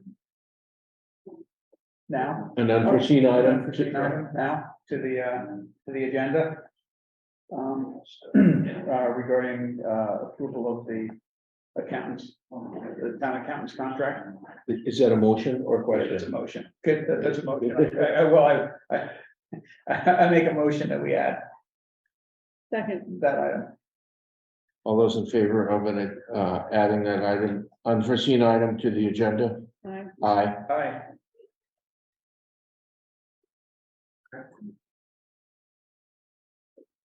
So at the executive session earlier tonight, the select board reached agreement to an employment contract with the newly appointed town accountant, Jennifer Walsh. And at the time the agenda was posted, that had been included in executive session, but obviously the board didn't know until it convened whether there was agreement or whether there would be further negotiations. So there was agreement, and we now have a fully executed contract with an effective date as of today, 3-year term, and other details that we can post with salary and vacation and so forth. But the board had designated member of the board to work with the promoted employee toward a contract, and agreement was reached. So it's Great news. very prompt outcome and a great outcome. So the board's attention to Excellent outcome. Yeah, Excellent. all good. So the announcement was made kind of out of anytime you have an approved contract, it's best practice to promptly disclose that there is approved employment contract or union contract, whatever the case may be. In this case, an employment contract. Could we bump Wayne's items up so he's not staying here too late? Is Wayne upstairs? Wayne, you hear the building? Yeah, There I'm is. hiding up here. I could wait to the end if you want, because we need to talk about the furniture stuff anyhow, so we move some chairs around. See his blue tape, I think he's got Oh, yeah. visions. Oh, we have a demo? Yeah, That's yeah. the thought, so. So I'll hang loose. All You right. guys Are you continue. sure? Are you sure? Wow, wait, that budget policy direction, I mean, that could be a lengthy discussion. Well, then wake me up. Keep going. You're fine. I had asked him, that's when I put it, the order. It I was- already asked him that. Did Yeah. you? Oh, Yeah. So, Yeah. but I just hate to have him stick around for that. That's fine. If I don't come down, I mean I fell asleep, but I'm here. Okay. Thanks. Salary anyways. hourly rates declining by the minute. Yeah, So next item, wage classification study. Wendy, did you want to provide an update, or you want me to start and then? Yeah. So we have made tremendous amount of progress on this, especially in the last, month and a half or so. The job descriptions for each of approximately 45 non-union employees were circulated. We had a all staff meeting last Thursday, and the memo that went around to staff is included in the packet, as well as the presentation slides. The board had designated Wendy to participate in that meeting. Well, I think the board would have really liked to be there in person. It worked better from a logistical standpoint to have a designee. So the job descriptions were handed around, and everyone was invited to provide comment in the next couple of weeks of the draft job description. As it said, the memo to circulate them. The intent isn't to change what anyone's doing. It's simply to document it in a consistent way, in a consistent format across the organization. And one thing that struck me, and I'm sure struck you all in the past, nearly a year of working on this, is the starting point of the job descriptions was so very different in different sections of the organization. You had some that dated back, a decade or 15 years. You had others that dated back to the 90s. And you see that in the fonts, the formats, certainly some of the requirements of jobs that have changed over time with changes in state, local, or even federal regulation. So I think that part of the study is well along. We will have comments back from everybody in the next week and a half to 2 weeks. We do understand and acknowledged in the meeting last week that some number of boards and commissions that have more of a direct oversight role in personnel will take longer with their department's job descriptions, and that's fine. I think we've set out a goal of having everything finalized by the end of January, and I think that's a realistic goal, even accounting for that additional time. The second big piece of the study is to create an updated wage schedule for grades and steps, and that would be ultimately proposed to replace the 12 grade and range schedule that the town has used over the years into more of traditional grades and steps. And we've had a lot of kind of iterative work, both between my office and the board, as well as with the consultant. And, you know, while it's not finalized, it sure looks like it's going to end up being a 9 grade system as opposed to 12, which seems to work a lot better. And then as part of that, the board will be asked to determine which positions fit into which grades, which is really to the maximum extent possible based on objective criteria, whether that's you know, educational requirements, level of interaction with the public, degree of responsibility, degree of independence.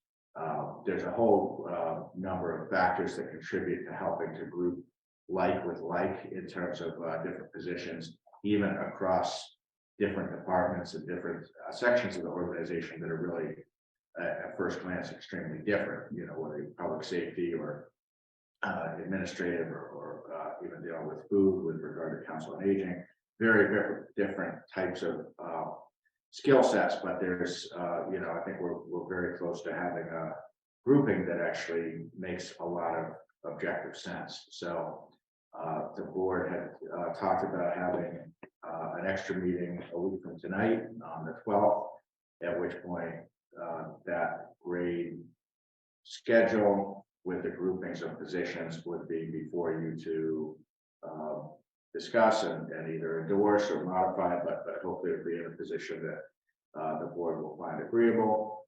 And then also for each of those grades to set a minimum and a maximum range in terms of hourly rate.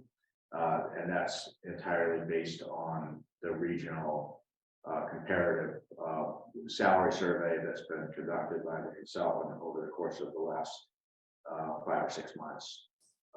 So those are what I've just outlined: the job descriptions, the creation of a new grade schedule, the designation of positions into each grade, and then the setting of the minimum max are kind of 4 out of the 5 kind of major steps of the study. And I think all of those are kind of at the 10-yard line or more. And then the last piece is to do with looking at specific FY24 wages and the current FY23 wages, current FY23, and to see if there are any existing positions that are either out of scale with the grade that they would be in entirely, or are within the scale but not at an appropriate level based on you know, factors such as longevity or tenure. So yeah, there's that's kind of. Did you want to supplement that? No, I mean, we're close. So the intent is to make any pay adjustments by our December 19th meeting, right? And those would be retroactive to July 1. So.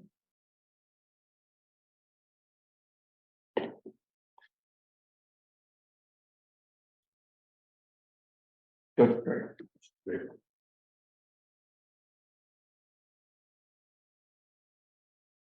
Next item is a discussion of our overall policy for how we want to conduct the budget planning for FY24.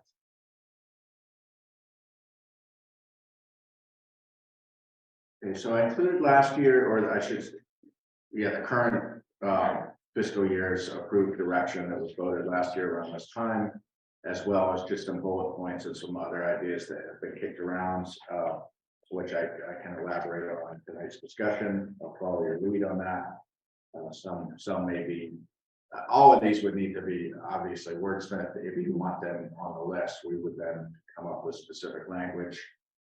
The one thing that's since sending this memo late last week that I would add to this memo on page 48 would be this idea, and I don't know if you want this in a budget policy direction or not, but this idea that's come out from the FinCom this fall of it's very important to them that there be a uniform format for presentation of article proposals.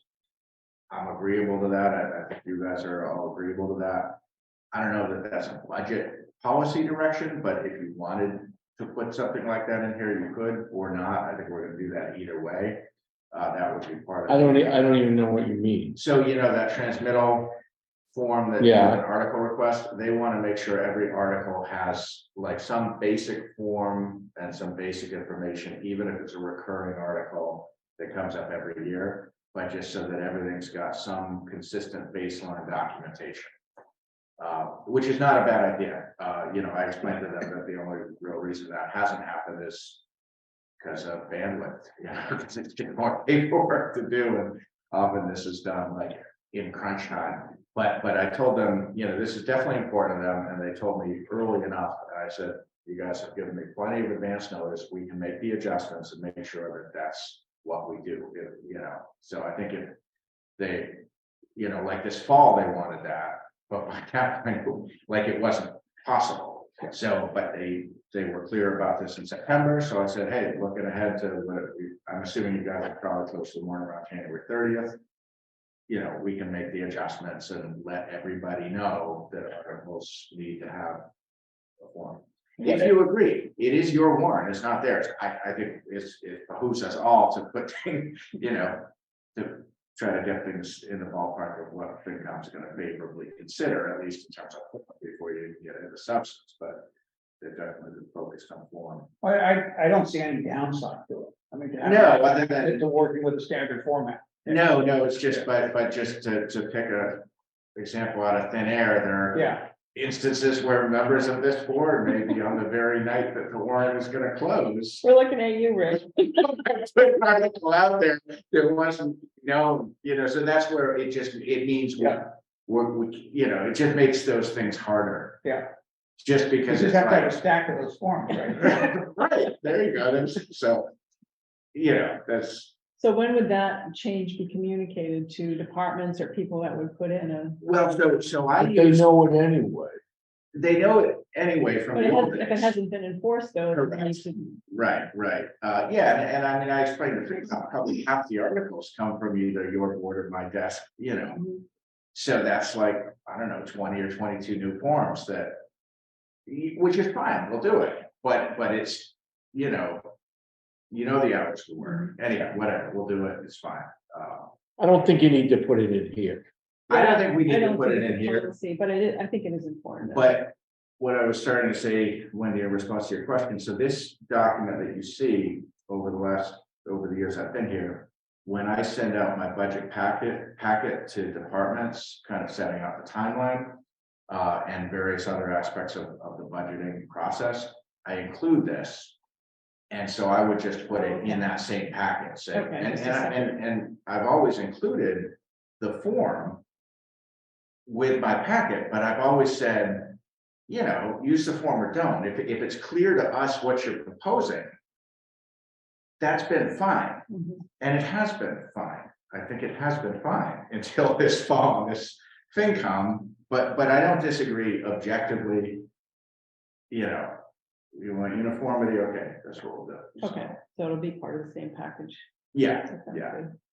but no, I don't think it needs to be part of it. It's not a budgetary issue. Yeah, And at the end of the day, and I did explain this to the FinCom, it is the select board's warrant. And so, Mhm. whatever you choose to put on the warrant is what you choose to put on the warrant. It's all well and good to have guidelines, but at the end of the day, if something comes in at the 11th hour and you want it on the warrant, you're gonna put it on the warrant. And Exactly. we'll do the best we can to get it in a way that people are favorable, but I told them, I said, you can jump up and down and stomp your feet and do all of those things, but at the end of the day, the select board controls the warrant. Mhm.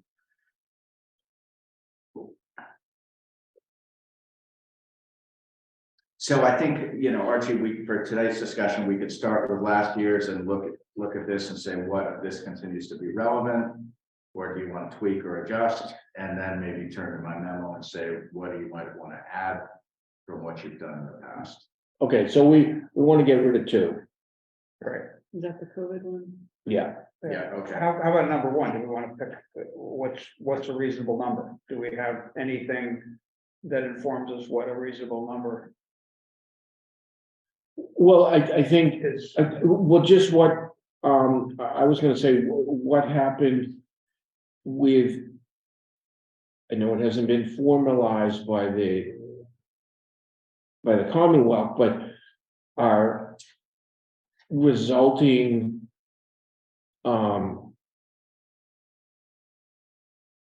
increase to the taxpayers was actually came out is going to be for the average taxpayer is going to be come out to be less than 2.5%, which I think is phenomenal in this in this economy, and attribute to the management of the town, financial management of the town. And so I would just keep that as a number to aim for. We don't know, we never know exactly what is going to come out in the end, because we don't know what we can't 100% accurately predict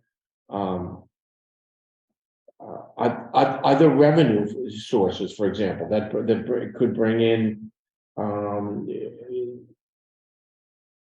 addition, especially the income side of it. It's hard to predict that. So I just think it's a good number to think on. And tied in with that,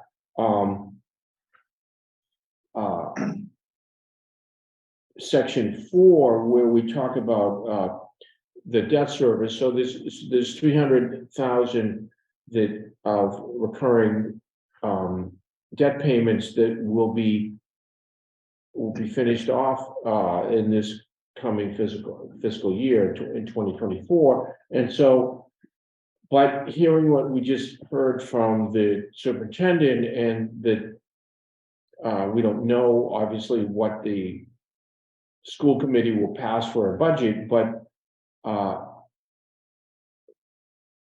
tying those two things together, trying not to have a huge budget increase, and certainly not to have to have something that necessitates an override, but at the same time having to deal with probably a increased Pentucket operating budget.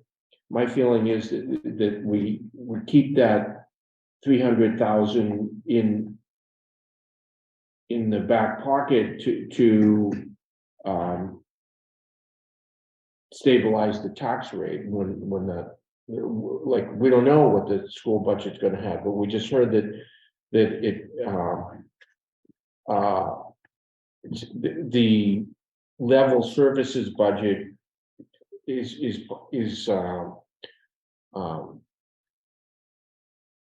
1.3 million plus Beyond 3%. beyond a 3% increase. So I'm just doing a little math here.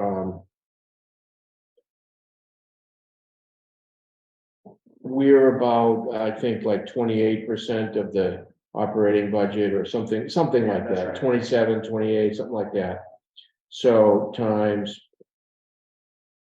that is 360,000 right there. So my feeling is we're gonna keep that 300,000 for something that is gonna be under raise and appropriate. So there's a couple of my thoughts. And also, I'm just sort of, let's all of us collectively put our thoughts in. I don't know how we go about section 6. We haven't really addressed item 6 in this fiscal year yet, and I think going forward, now's the time to start thinking about what we're going to do with the ARPA money that we've got, and it should absolutely be for my feeling for a one-time capital project, because this is a one-time issuance of these funds. It's so to me, it should be something that for a capital project and considering that there's a tremendous number of water infrastructure projects that need to be dealt with in town. I want to hear what everyone else's feeling is, but my thought on that issue is that I would be willing to say that half of the ARPA funds could be not isolated, but put towards a water capital project. That's just my feeling. If it comes to a situation where that would be necessary. We don't know how the state is going to respond to, for example, the water main project. So we don't know. We'll probably hear that, Angus, in January at some point. Yeah. So, sort of following on on that item in particular, on item number 6. Yeah, I agree with what you said about it. It should be devoted to capital projects. And the ARPA funds, that is. And, we've talked about in the past, the Farm Lane, the potential for a guardrail along there, to basically eliminate the risk of somebody going off the edge, because it is, it's a long, steep drop down into the school property at this point. And I think it's longer and steeper and less guarded by trees and stuff than it was in the past. I know, Wayne, you had some ballpark estimate. Of course, that was a year ago and costs have gone up. But maybe that would be a portion of the ARPA funds devoted to that. I'm assuming that has to be expended by the end of 2020 FY 2025. Is that right? Oh, geez, I think it's 6. I thought it was 26. Okay, so I guess in any event, that's probably far enough out there where it's a project that would be able to be fit in.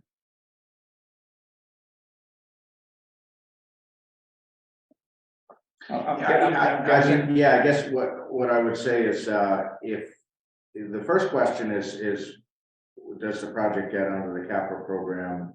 And then I think the second related question is to use ARPA funds to fund items off the capital program. So whether that's, if that ends up being one of next year's projects or the next 2 years projects, let's say you put, half the ARPA funds toward funding town capital needs and half toward funding water capital needs, you could do it, you could say it kind of broadly instead of like for specific projects, since there is some variability to what the specific projects will cost. Yeah. That's not totally known or knowable necessarily. I guess my thought was if we put it into the normal capital project cycle and it ends up 5 years out or longer. Right. If there is in fact a risk, if we all agree there's a risk, the risk is there every day.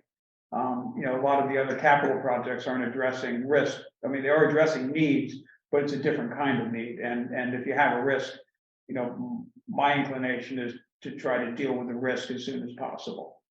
Because, the probability is the same each day that something happens. Wayne, with your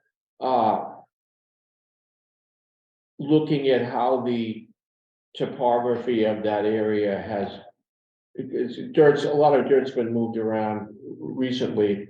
Has that changed your opinion at all in terms of the need of that particular thing? I think we definitely need to keep it on a plan and have a plan to do it. I don't know if we really need to do it tomorrow, but I definitely think we need to do it for the next couple of years. To get the funding. I think, you know, it might be less expensive if we wait a year or two later. I don't think, you know, there was some potential problem prior to this, now that we changed elevation a little bit, but they flattened it out. But then made a straight 90-degree drop before we had a little bit of a tree line and then it fell off, but not as steep. So we got two different issues going on out there. But I mean, it should be something that we should get done in the next 2 or 3 years if we really care about that. I don't think we can do it today. I think the cost of steel is outrageous and people doing this work, they won't call us back. And that is considered a very small project, even though it's Okay, around 400 or 500 feet of guardrail. The guardrail people don't even call us back because they want to do Route 95, do 7 miles worth of guardrails, you know, doing 500 feet of the joke to them, it's a waste of time. And I tried to get him in to get a price for that. And of course, you know, he called me back, that's how much guardrails was. I said, oh, like, I might exaggerate and said, oh, around 800 feet. They laughed at me and never called me back.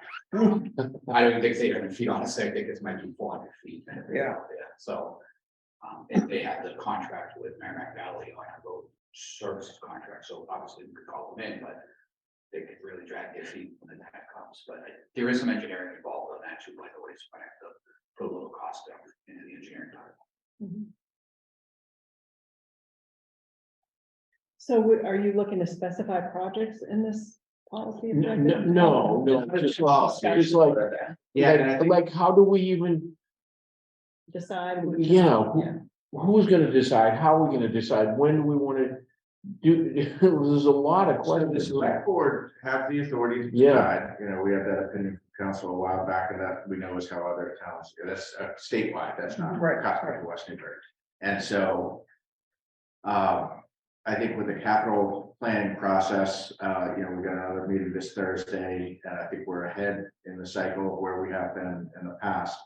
And I think we're gonna have a pretty good idea of what projects are kind of priorities for next year and really the next couple of years in the next 2 to 3 months. And so you could carve out, so there might be, let's say there's a specific project, let's say it's the guardrail or something else. You could decide to either put that to the voters this spring for funding from capital stabilization or from some other source, or you could just basically take it off the list because you could appropriate those funds. You don't need to go to them. And then you're both getting it on track to get it done next year or the next 2 years and not even bring it to the town meeting. So you're, I mean, that's kind of, and I think if you do that, for some number of specific projects, and those basically become things the capital committee doesn't need to worry about where the money's coming from. And we include enough of, you know, buffer there financially, so if some of the costs end up being higher than we think they will be, you know, we're still able to carry out those specific projects. Of course, with water, it's not so simple because, you know, you take a church and Prospect and even if you put half the funds toward that, that's still probably less than a quarter of the total cost of that project. So I think if you were to do that, you want to work with, would want to work with the water department to make sure that that's realistic, that they can actually get the funds spent in that time frame. And one thing they've been clear about right along is that while it's being engineered as church and prospect, that could just as easily be divided into 2 projects. And if it ends up being too large a project, either because of, you know, financially or just from a project management standpoint, overseeing a major construction project in the field, they may just divide, you know, divide that into 2, into Church Street and Prospect Street. And so you could put X hundreds of thousands toward, you know, one of those, and that would reduce their funding needs by that amount. And then that would make their financing a lot clearer, whether they need to borrow or maybe even just pull the remainder from, you know, water stabilization. So are we gonna run into an issue with having enough staff resources to manage these projects? I mean, it's one thing to have the money to to pay for it, but. I think that's definitely a consideration for water projects. Mhm. I feel much more comfortable now than I did 6 months ago with the creation of the new project manager position. Granted, that position is, kind of fully booked out with, at least so far, largely studies, paid school or different things. But I think when the time comes, and I don't know, Wayne, what your thoughts are, but when there comes to be, whether it's scoping, contracting, procurement, and then actual project management, once there's vendors under contract, I think our capacity is quite a lot better now than it ever has been. Because of the changes with that position, as well as the changes in the support position. So we still have limitations, but I feel like we're in a much better position now. But we also have a backlog, so Wayne, what are your thoughts? I assume that we would help out with the water projects in general, just for engineering out of it, but I assume that they'd be going after hopefully a project manager consultant to help. I was just gonna ask I mean, that, I yeah. wouldn't want to take that on our own, Yeah, because I don't know if we have the time to sit and watch somebody work 8 hours a day out there, which we don't.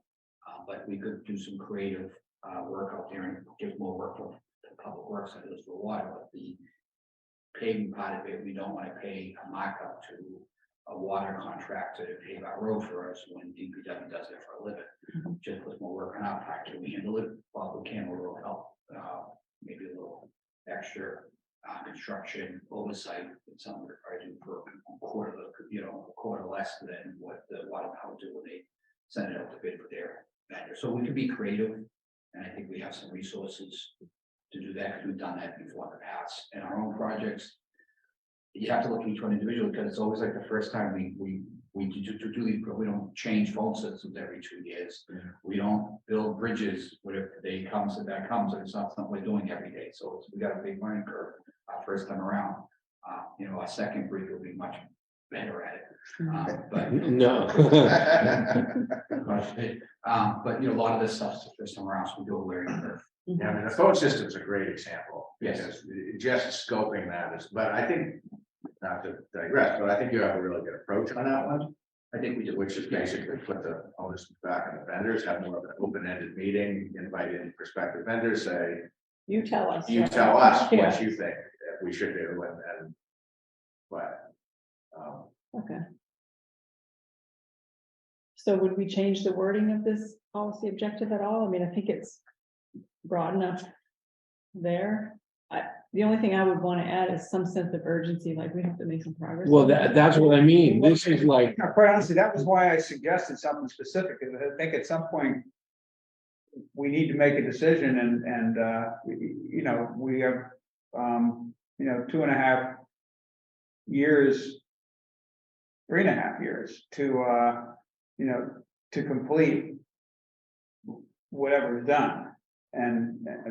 But we need to make a decision and then start to figure out how to fit it into the process, fit it into the overall processes in the town. Mhm. So, the issue of bandwidth, that was why I was asking about, what is, okay, end of FY 26, okay, so we have 3.5 years. Mhm. Think about it now and figure out how that works in. So instead of go include ahead. consideration, could we say identify, like, so this is part of this year's budget process, we identify which projects, Sure. that's a step forward from what this says. Okay. that's good. Yeah. Do you think,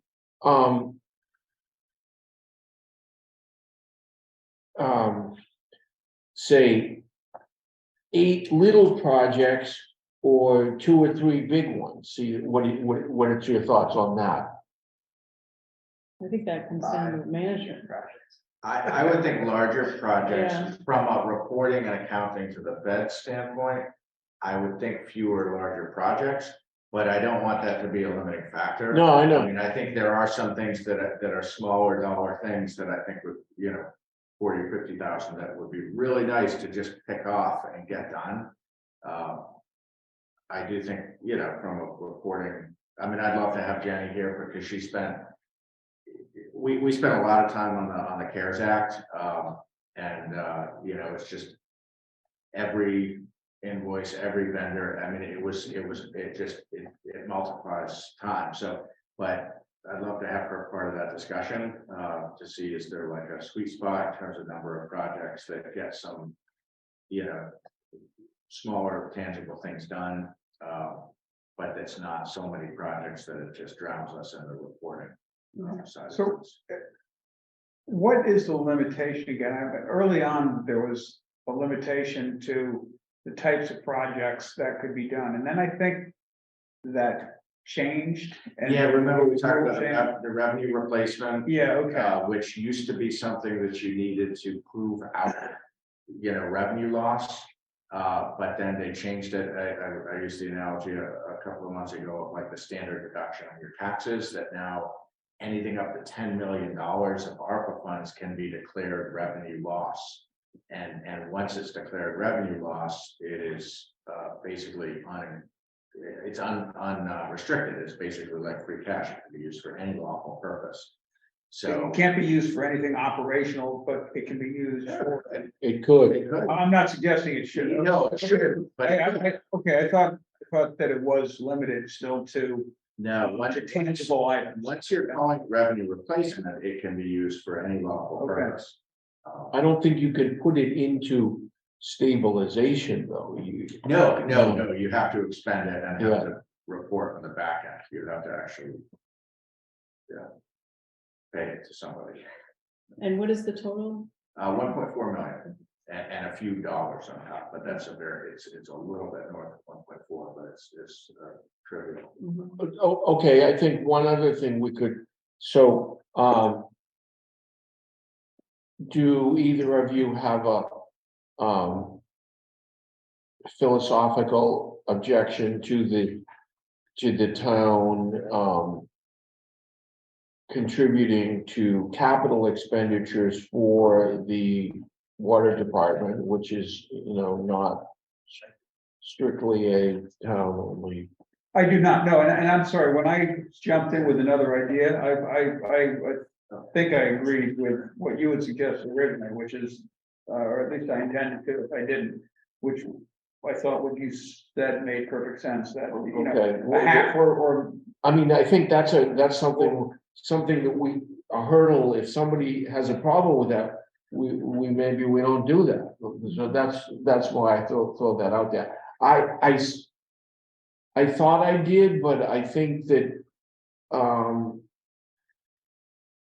the town it's such an important thing for the town that even though everybody is not on public water, I'm not on public water, but it doesn't matter. The town needs it. And interestingly,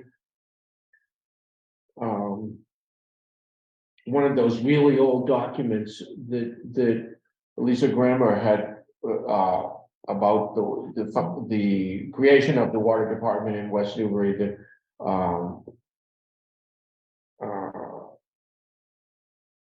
Elwell he said exactly the same thing, that doesn't matter. It has to, you have to, the town has to go for this. And this was 1936, so that someone had the same feeling then. Yeah, I don't have an objection philosophically. I would just want to make sure whatever project we chose, we get the most value for it. It benefits the most of the water system, or it's something that we feel like should be the next project. I don't know how to make that happen, but. Yeah, I think that's right. And also I think how the project's managed from a financial, from a bidding, contracting, all of that, because the town is accountable for all of that. So we would need to make sure that everything's kind of handled administratively like the way it needs to be.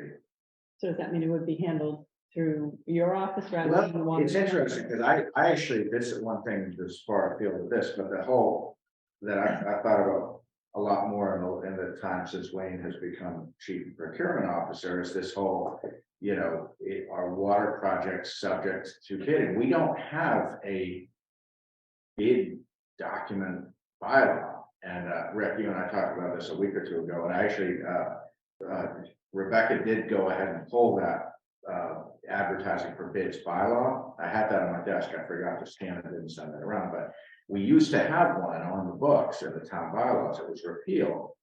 And I've kind of. It was It was repealed. repealed. It's in the town bylaws. The heading is still there, but it says when it was repealed. And I've kind of scratched my head about that this town doesn't have a locally specified procurement. We're subject to 30B, everyone is, unless there's some exception to that, which there are some, but I think operationally, I don't know when the time you've been procurement officer, I know Mike McCarron did have a role in opening bid documents and so forth, but my observation is that it seems like, you know, the water department's consultant would prepare the bid specs, they'd really handle the bid process.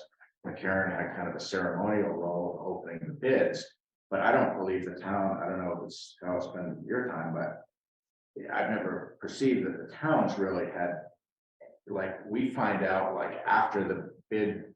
I think, These are you're issue. correct on some.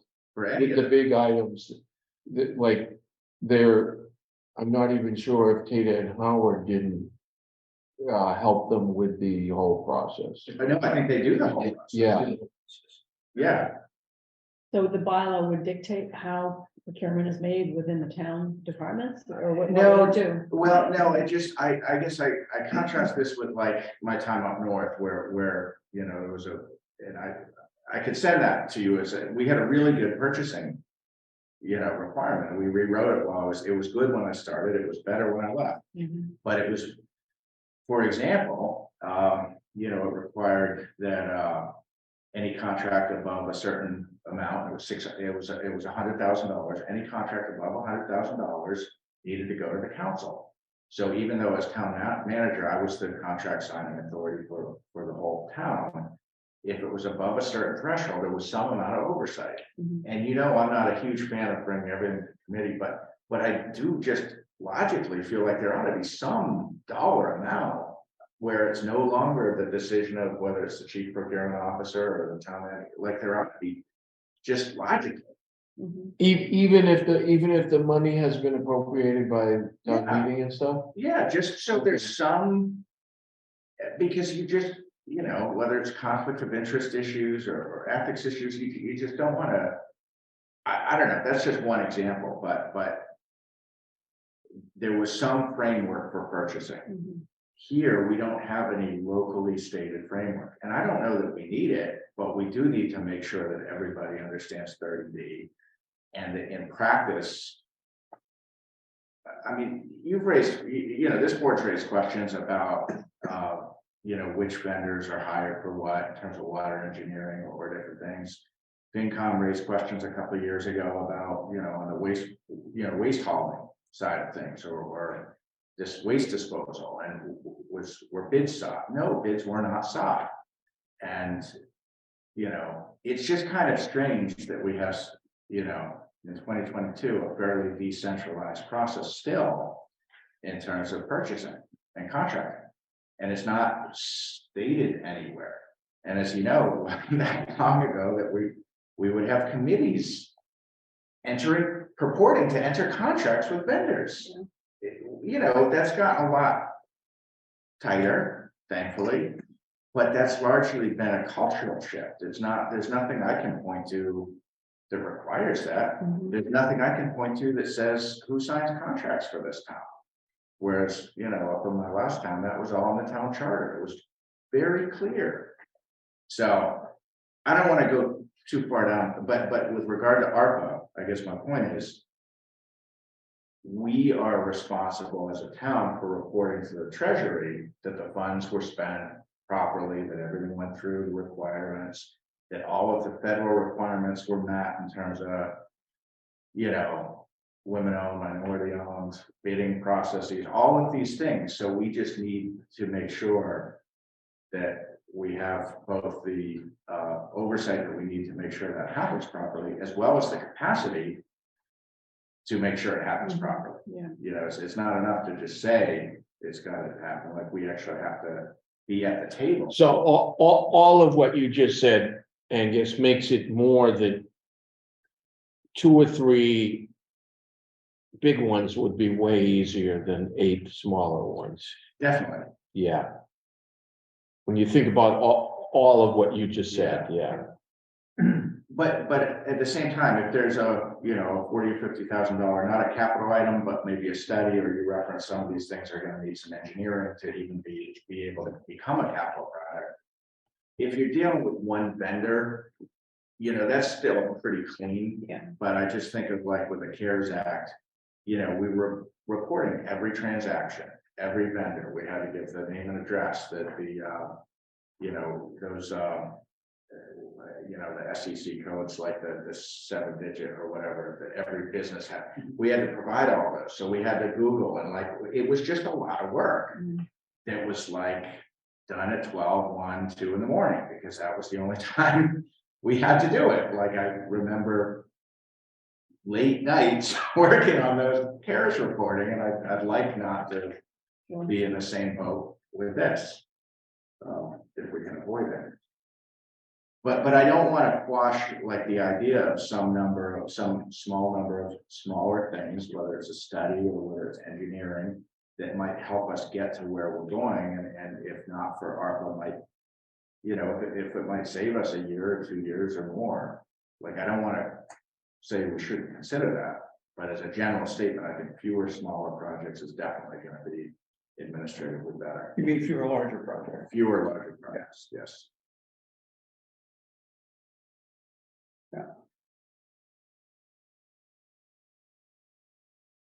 So, I mean, you think of what we did with the CARES Act, we entered with regard to Pentucket. They wanted to purchase a bunch of air filters, you know, like, I forget the dollar amount, 70,000, you know, a large amount. We entered a sub-grantee agreement with them, and we had it in writing that they were specifically required to do all the things that we would have had to do if we were spending the money with regard to purchasing and contracting and so forth. And I remember talking to Greg LeBrecq at the time and saying, I need to understand that you read this and you understand it, and we may be audited. And if we actually put specific language in the agreement that dealt with that contingency, that if we are audited, you have to give us, like, you're subject to those requirements because you're a sub-grantee of the town.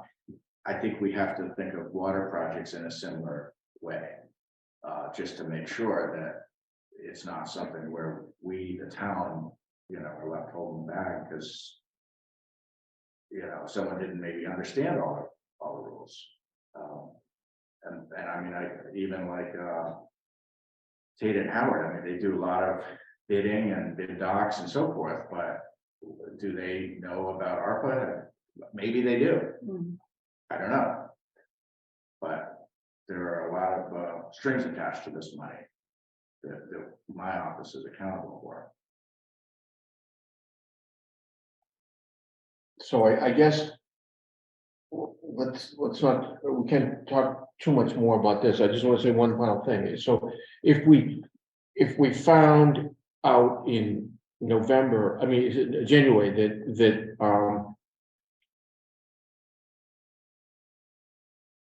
the SRF. yeah is the fact that is approved, it doesn't, I'm not sure I quite understand, like, how does that help you? Because it doesn't, you get reduced borrowing, is that basically it? That's it. So it isn't such a big deal anyway. No. Well, It's if your alternative is, you know, 2% versus 6%. Yeah, That's a significant. Yeah, but you're not getting. But it isn't free money. No, in either instance, you're still needing to go to town meeting to get borrowing authorization. right. Yeah. So I think if you put ARPA funding into that project, let's say it was approved for SRF funding, or it wasn't, it just means you're reducing the amount you need to borrow. All you're doing is reducing the principal. Correct. Okay. Okay. But aren't we eligible for other things if we're on that list? I thought there was some additional benefit of being on the. There was something, yeah. Oh, I don't recall It's been a while since I looked at it, but, when you say if we're on that list, you mean that specific project being on the list? No, once you get on that list, you're, On what list? The list of eligible, projects. Right, get your project on the Yeah. list. but then that makes you more, it's like There was an eligibility, there was for a totally different program, there was an eligibility issue, if you were SRF eligible then, or whatever, if you had a project qualified for SRF, there was some other program completely unrelated to the water that.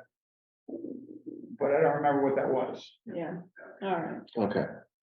at least we all remember. what Right, we just don't remember, we just don't remember the important details. All right, so are we just change it to identify? Well, so we proposed that the FY24 budget process. Identify, Identify which town and or water. Or you could just say town and water capital project costs. Or other eligible expenses will be paid in full or through the town's allocation. So that way, that kind of puts the onus on you. yeah, Before you're bringing something to the town meeting in the spring, you've already decided you're already gonna fund it else, in a different way. mhm. Okay, that's good.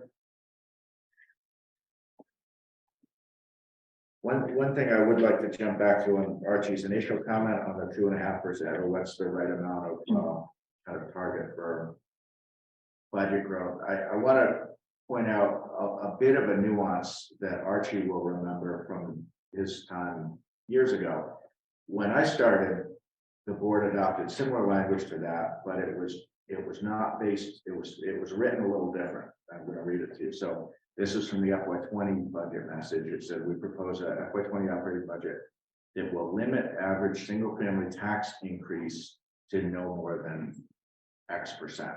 It happened to be 2% that year, not including any Kentucky capital project impact. During my time, I started to, I pointed out to the board,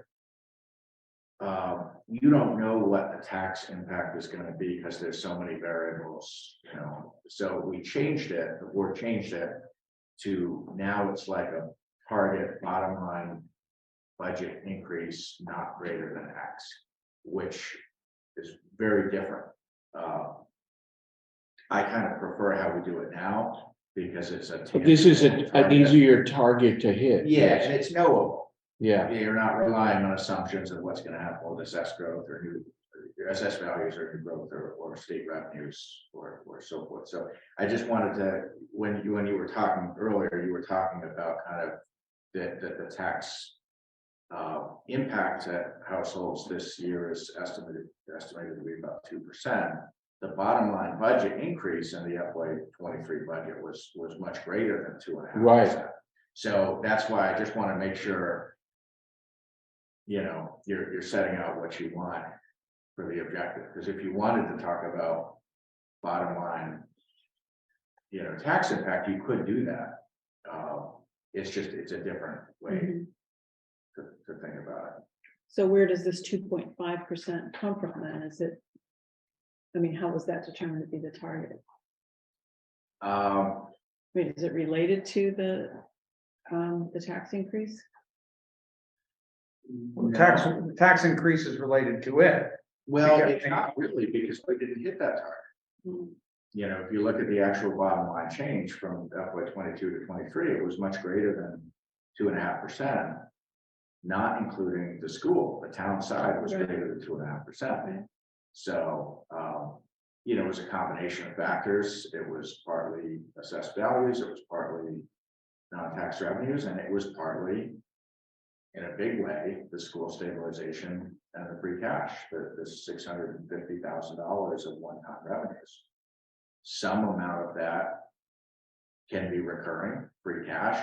You could have gone to 400,000 easily this year. So whether you should, we can debate that, but that does tend to be a replenishing fund. The school stabilization, we have that 400 for the next couple of years, but then we don't. So, but we shouldn't ignore the fact that it should enjoy some major credit for why the tax bill Yeah. is what it is.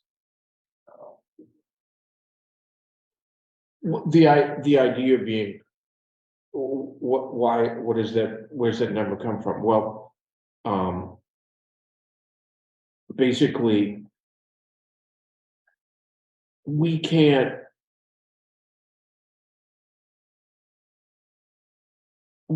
control income, we can only control expenses. And we know that if our, if we need to increase taxes more than 2.5%, we're gonna have to have an override. So the one variable that we can get a fixed number on to vote on is, okay, last year we spent $100. This year we can spend $102.50, and we will not incur the need for an override just automatically by doing that. We don't, it doesn't factor in how the income side of the ledger is going to come out, but that's something that we can make assumptions about, but we can't actually control. So it's just this way we can tell the taxpayers, well, we did our best, we held our expenses to what we thought would keep the taxes under an override, but it didn't, or we did our best, but it didn't work.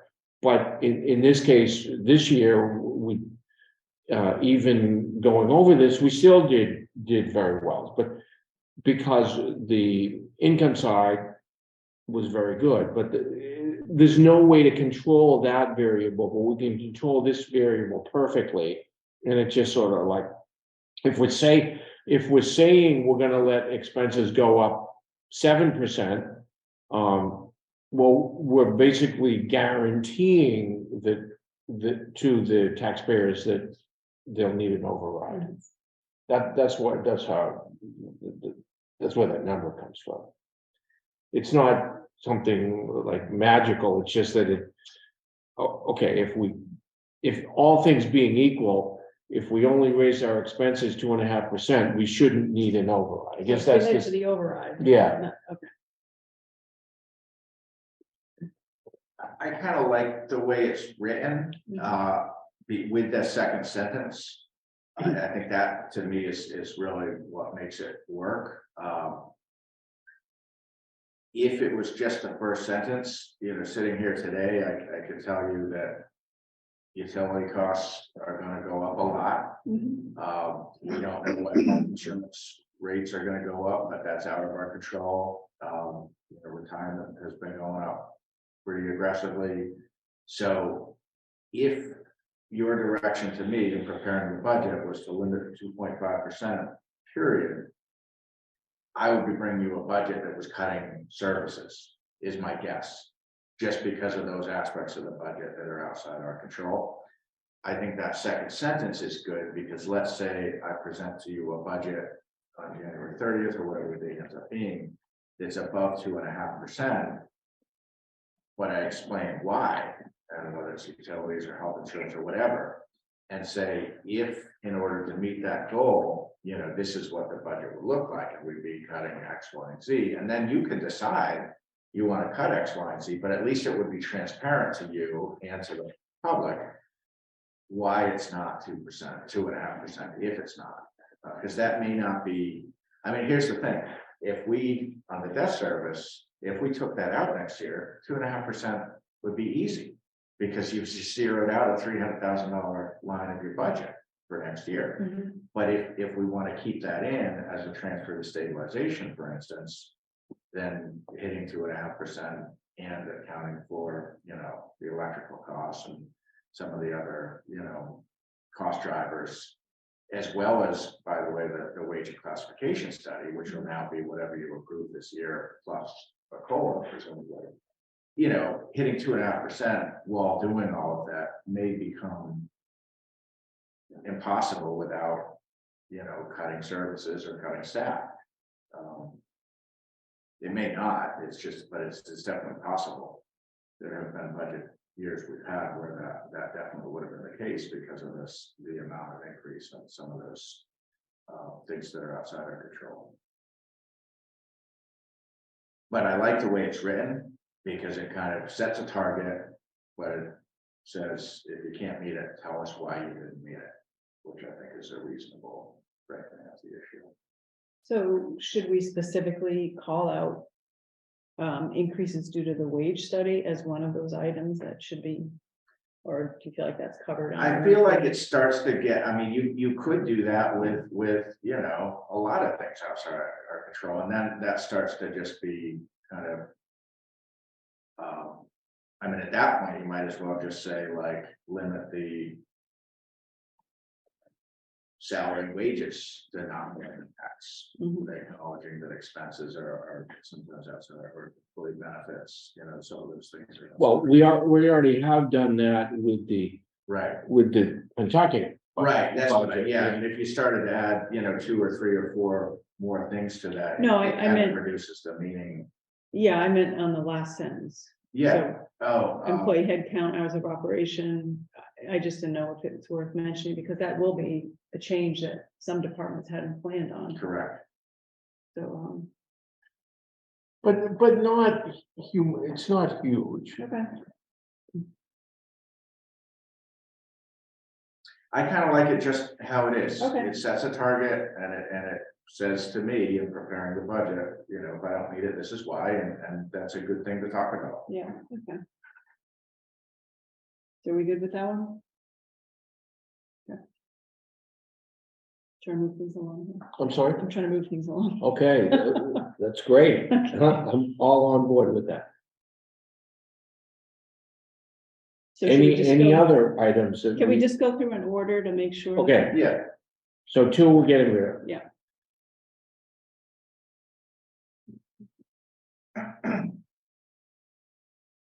Three's fine. Change that to FY24, but yeah, well, that's fine. So talk about appropriate retired debt service in the school stabilization fund. Well, so there are still contributions based on retired debt, correct? I think we didn't do one last year because. Oh, we actually just put that yeah, that's right. It wasn't put into the stabilization No. fund, but it was still, It still went towards that. We didn't put it in and take it out. Yeah. Right. right. We just, There is some rationale to put, I know it seems strange to people. but I kind of liked the idea of putting it in there, even if you're expending it out. You know, in the same year, it just makes. It creates a. but okay, but in this case, we have new retired debt. Well, Right. it's the same retired debt that you've been working with for the last 8 years. No, but we have. No, but we will have, 300,000. we will have an additional. No, but that was part of the model, all of them. I mean, that's right in the multi-year model you've had going back to before I got here. Did it include this big new It did. chunk? It did, Oh, yeah, So that's part of our plan for the stabilization fund. It's It already has been been accounted for. Okay. for 5 or 6 years. Okay. Yeah, So the contribution to the stabilization fund was, I don't recall how much it was. it was about, it maxed out at about like 1.8, 1.9. No, not the yearly, it funds, was the like, stabilization. yearly, it was like 60 or something like that. Yeah, and back then, when you started it, the town had about 600 or between 6 and 650 in budget and debt service, and you knew that over the subsequent 5 or 6 years or so, that was gonna be totally paid off. Okay, And that would all be. so now there will be, on top of that, what was it, how much again? I thought it was like 360 or Okay, so 380 or now it'll something. be more like 660. from retired debt. So Is that's correct? one of the bullets in your list. You didn't put the 300 into school Okay. stabilization. You just started drawing it down. So that 300 came out of the budget. Yeah, This is the 300,900. No, the That's in your prior, bullet. the prior 300, going back to like the base year when there was like 650 grand in Yeah. the budget for debt service. The 300 and some odd that's been paid down and is no longer in the operating budget, it is now not the operating budget. So in your list, the prior screen where you have that bullet of the strategy for the reduction of debt service budget, Mhm. is that something different than what we're talking about now? No, Okay, no. so we don't need a strategy. So Wendy, we used to pay before we did this, to say. Before any of the old notes were paid off, it was, as Aggie said, it was about 600,000. But then a few of those, if 5 or 6 years ago, did end. And so of that 600,000, maybe 3 or 650, whatever it was, about half of that, say 350, again, I don't know the exact number, 350 was going into the school stabilization. Now, even so instead of 360 that could go in there now, literally 660 could go in there now. This is an additional debt that we will have finished paying off. Well, but now But- that the prior that's been paid off isn't any longer part of the operating budget, now the most you could transfer in would be the 300,000 that's in the current year's budget. If the idea was to basically keep the increase associated to make. Yeah, exactly. Taxpayers not feel the increase above what was already in the budget, Mhm. so. Okay. well, so. You know, I think the way I read item 4 today is to say, you know, you're gonna have, these future capital, you know, these future capital needs, school and non-school. Do you zero out, I guess, yeah, do you change your strategy on how much you're gonna draw down from school stabilization? You stick with this 397, which was spaced over like a 5 or 6 year period, or do you start to reduce that? And then you've got this new kind of 300,000, but again, it's not new, it was part of that model Okay. right along. Yeah, I mean, you could zero out that line of the budget, change the 500,000 transfer to stabilization to 800,000. mhm. That, and that way you're keeping it in your savings account. And just continue to draw down at the rate that we decided Well, last that, year. Or not the necessarily. plan, yeah, See, the question is, do you take at this point, do you take the money that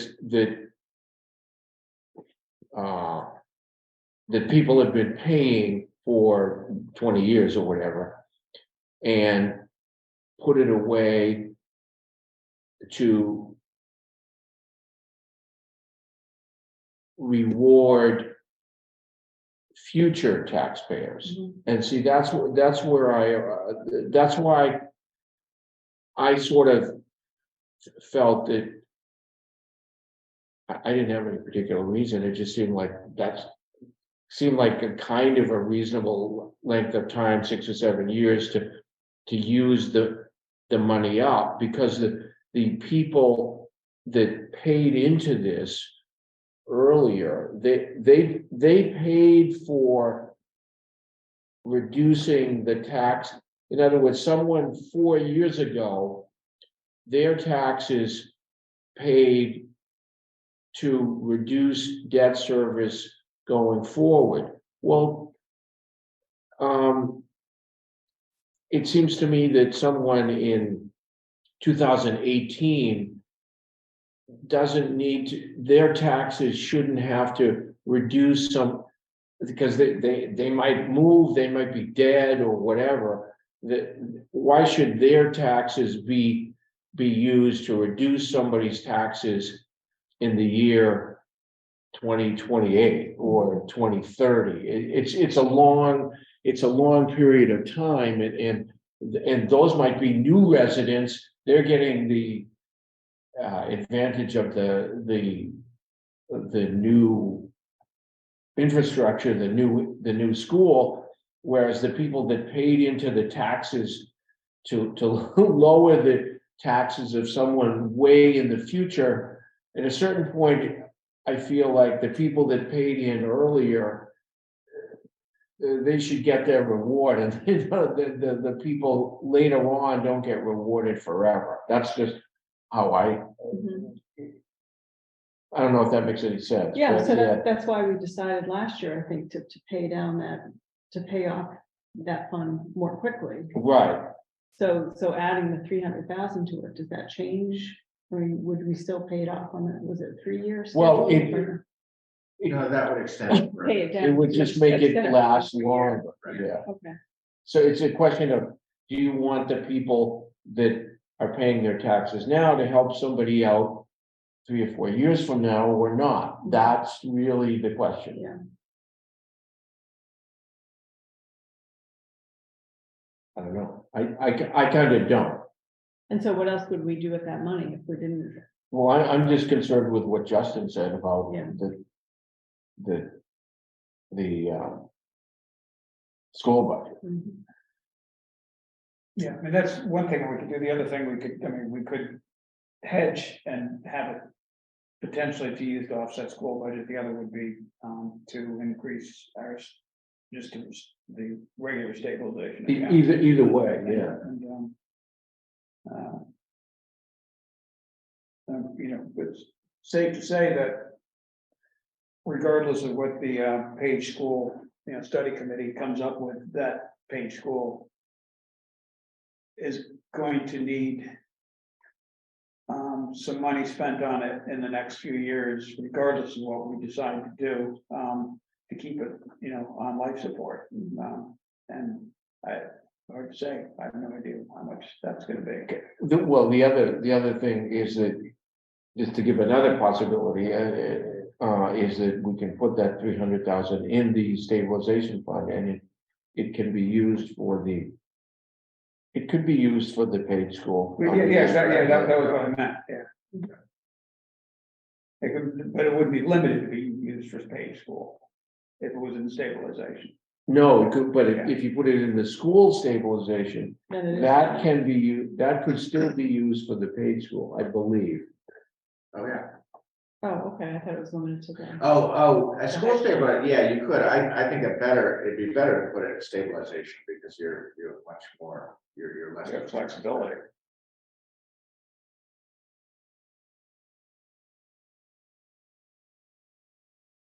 All right, so are we changing 4 or not? Other than the FY24? I don't think we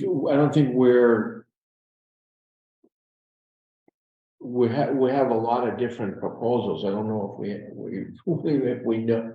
And this is general enough that I don't think we need to. Mhm.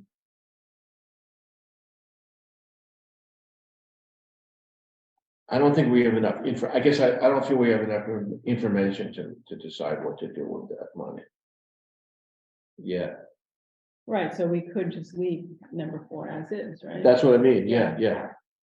Well, wait, if, Angus, you said that we did not appropriate retired debt service into school stabilization fund last year. Correct. So we did not do that part. It says we propose to recommend the town meeting continue to appropriate retired debt service into the school stabilization fund. So. And that was just the decision of, instead of putting it in there and then Right. taking it out, Right. instead of going here, we just went there. Right, Yeah, right, So- which made sense. yeah. So I mean, so just by default, that part of it is not correct at this point, based on what we did, what we've done for this year, for FY 23. So for FY 24, do we want to make this accurate, or do we want to do the same thing again and just, Well, it's the question, it's simply, do you want to help people out in the future, or do you want to help people out with their money now? That's it, it's as simple as that.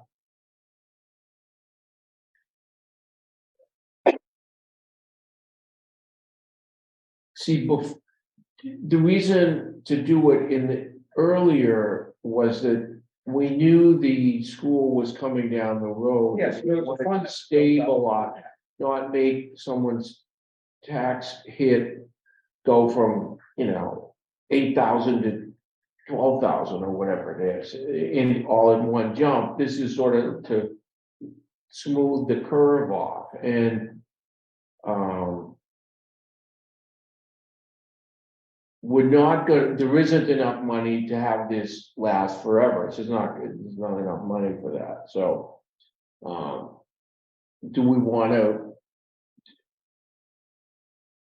wanna help the people 4 years from now, or do we wanna help, just use that money for something else now? That's, I still think we wanna draw it down, we still wanna draw it down. All this is doing is, if we appropriate it in, we're adding another year's worth of benefits. So can that money be used for any school, any school construction project? Yeah, I I have to believe check so. the legislation, but I don't even know if it's limited to that. It might even be, I don't know if it could be used for school operating costs. I'd have to read Okay. the legislation. Well, I mean, that being the It's case, not limited to one that being the project. case, then to me, it kind of makes sense. I guess I'd look at it and say, well, we don't know what's gonna go on, what we're gonna have to do as far as our elementary school is concerned. Maybe we actually maintain, Putting it in, maybe we actually maintain a different variation of flexibility by putting it in there, as opposed to, it keeps it more in the school pocket rather than the whole pocket. right, Yeah. and maybe we've then partly accounted for future cost. so just strike the last sentence or modify the last sentence about the middle high school project? You just make it, mitigate taxpayer impact of, well, actually, I mean, there will be no other, besides middle, high school in FY 24, no other significant project. Yeah, So, I mean, that's still, I would think that'd still be accurate. No, we can put it in, but still, this isn't precluding us from using it. It's simply, if we put it in this particular account.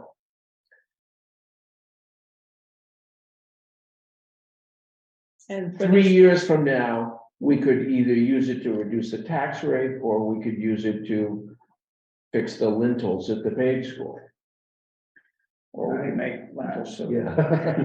Item 5 already deals with the issue of whether the capital program is fully, is properly funded. Yeah, So, I mean, item 4, you could strike everything between the two words continued. So if it just said, we propose to recommend the town meeting continue to draw down the balance in the school stabilization funds based on a multi-year plan to mitigate the taxpayer impact of the high school project.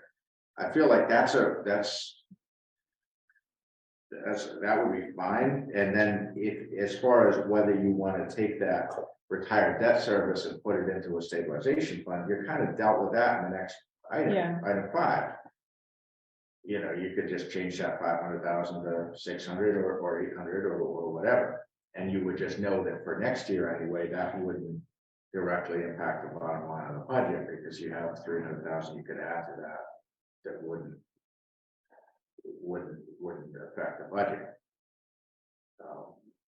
You may find once put together a budget with all the other increases, whether energy or healthcare or whatever, you may find that you don't want to put that all $300,000 toward that, because you might, if with everything else, it might drive the bottom line, but in and of itself wouldn't even affect the bottom line. So I feel like in item 5, you kind of got that covered. That you could have item 4 deal really with what you're drawing down, and the idea being that's part of a multi-year strategy, which you would reconsider how many years and so forth.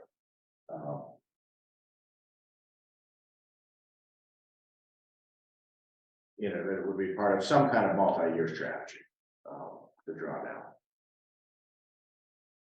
How much is left from that, roughly, Jesus, I have a binder on my desk, I always forget. to- Oh, yeah, okay, no, big deal. It's enough that it gets us through if you do FY24 and FY25 And part of and 26. part of 26 at the same level, at the roughly 400,000 level. And that doesn't account for any investment income or investment losses. That's just based on whatever the balance was.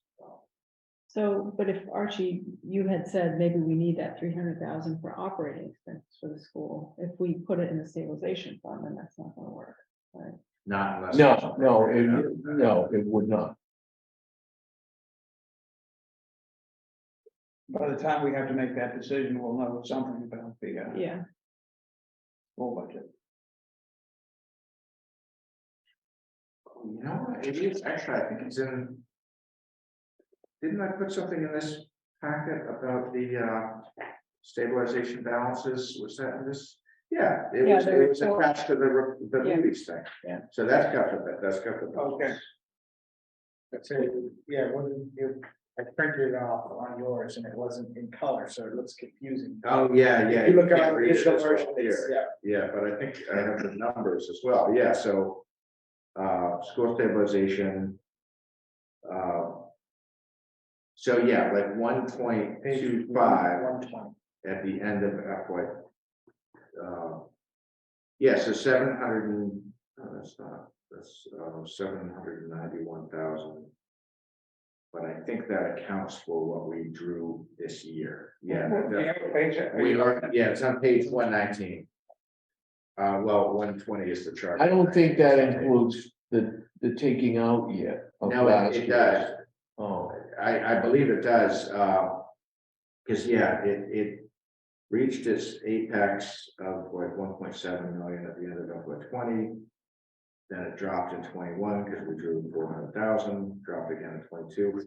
I think that we adjusted for that because even though as of that moment in time of July 1st, it had more. Once it's voted, even though it hasn't actually come out of the account, I make that adjustment in the FinCom booklets because I don't want to overstate what we have just because it's been transferred but not, or it's been voted but not yet transferred. So that's why some of these numbers don't line up exactly with the audit, because technically that money was still in that account as of July 1st. But if it's already been appropriated, I take it out because I think it's a more accurate representation of what's left. So yeah, that 791 would take us through FY24 and most of FY25. Because we did have some investment losses last year, so that's part of why that would be a little while. So this is FY22, 791. So it's at the end of FY22? No, that's at the beginning. Oh, wait. Yeah, so this is FY22 and there was Yeah. 791. Right, so. FY22. Let's see.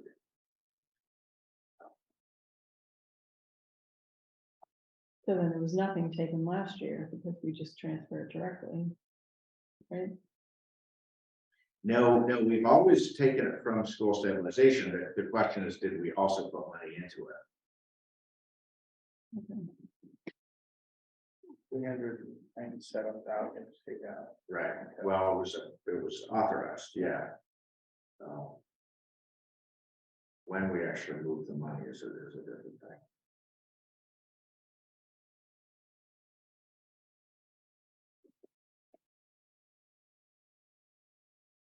I don't know if we need to nail this detail. Yeah, it's getting late, Yeah, let's yeah. not, On the ARPA, by the way, I did find it's gotta be fully allocated by December 31st of 2014, fully expended by December 31st of 2016. So it's not fiscal year, it's calendar year. It's gotta be fully expended by the end of December 2016. No, wait, No, no, no. 26, not 2016, 27. 2026. We missed that date. Yeah, we're a little off.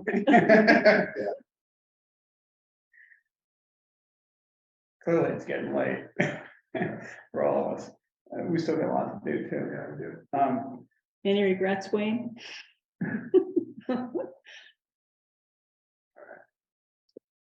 So what do you think of what I had outlined for item 4, just to strike that clause about appropriating? Continue, kind of yeah, that? Sure. yeah, that's fine. So it'll just read, the town continue to draw down the balance in that fund. And the school stabilization. fund, Yeah.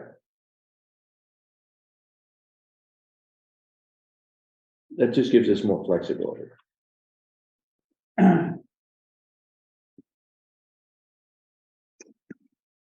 And I think 5 is still totally relevant. they were still only doing. 5 is whether fine. appropriation. of 5 is 500,000 fine, the right yeah. number. I think 6 you dealt with, 7 I think is good as is. In my opinion. Mhm. I don't know if you want to wordsmith 8 to make it clear that you'd be carrying forward any changes in the current year into the new year, just to make that explicit. That there would be some, that people could expect to see some by people, I mean, FinComs and voters. You know, shouldn't be shocked to see some Increases and changes Budgets, other than yeah. the normal 2%. I don't know, I mean, it almost seems to me as though we can strike that, I mean. I think you can just Yeah. get rid of Yeah, I mean, that, that's, yeah. you know, wage, Yeah, because wage classification study will be done and implemented. Yeah, yeah, okay.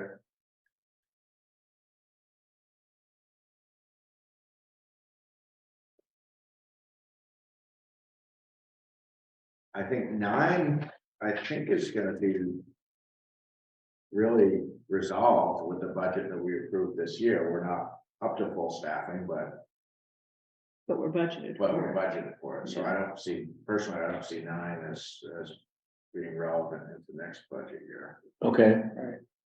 Now we need the good people Well, to pay. That's coming. right.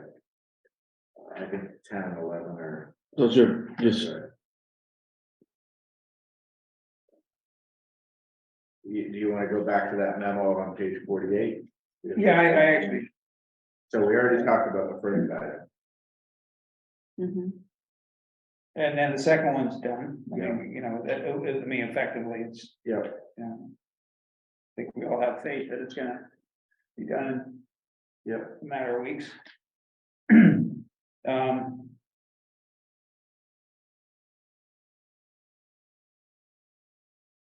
And the third one, I mean, my personal, I mean, we've talked about this a little bit, I think it should transition to full-time and no disrespect to Merrimack, but no longer an MIA for that, IMA. Their agent will be MIA. I caught it.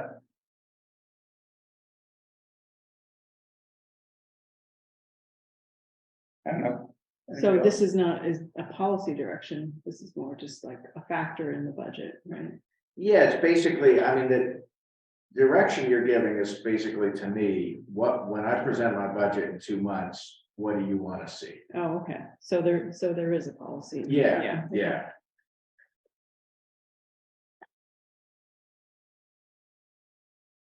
We did, you know, we had some material on this in the executive session that we really didn't get to talk about. I don't know. I don't know if you want to take another week on that one, but I don't think it's a simple yes or no. Which are you talking about now? The conservation. Yeah, side, okay. Yeah.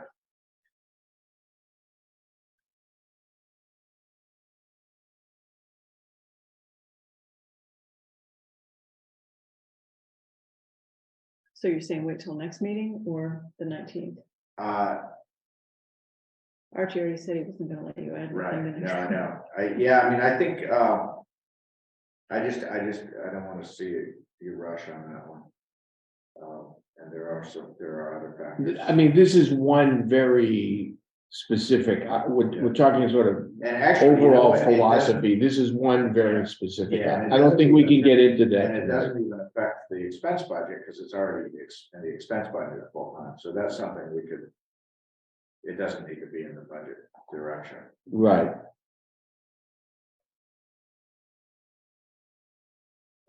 Take that offline, we're not offline, separate discussion. This next one, I know Archie, you had some skepticism about this one. And again, this isn't a budget policy direction, I just put it in here. Because I do think it's something you ought to look at, but it's not anything you need to decide tonight. I could, But we did talk about it at some length last meeting. yeah.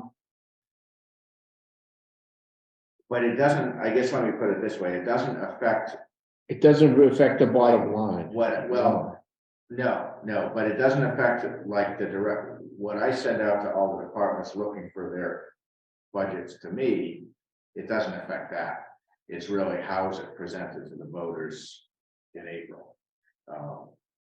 Which you really have between now and the time that you sign the warrant to decide that. It's not something you need to decide tonight.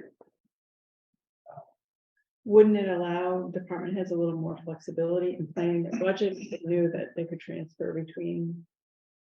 I wouldn't look for any less detail in the department budgets as submitted to me, Okay, and nor would I budget any differently. It's, you know, I would still do all the line items.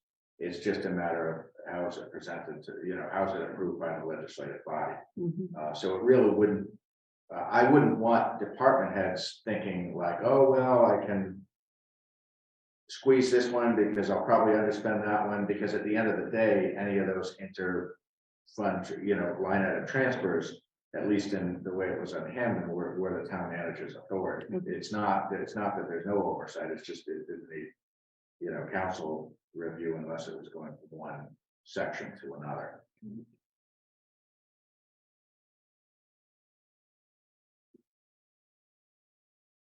Well, is that something then that needs to be in this policy?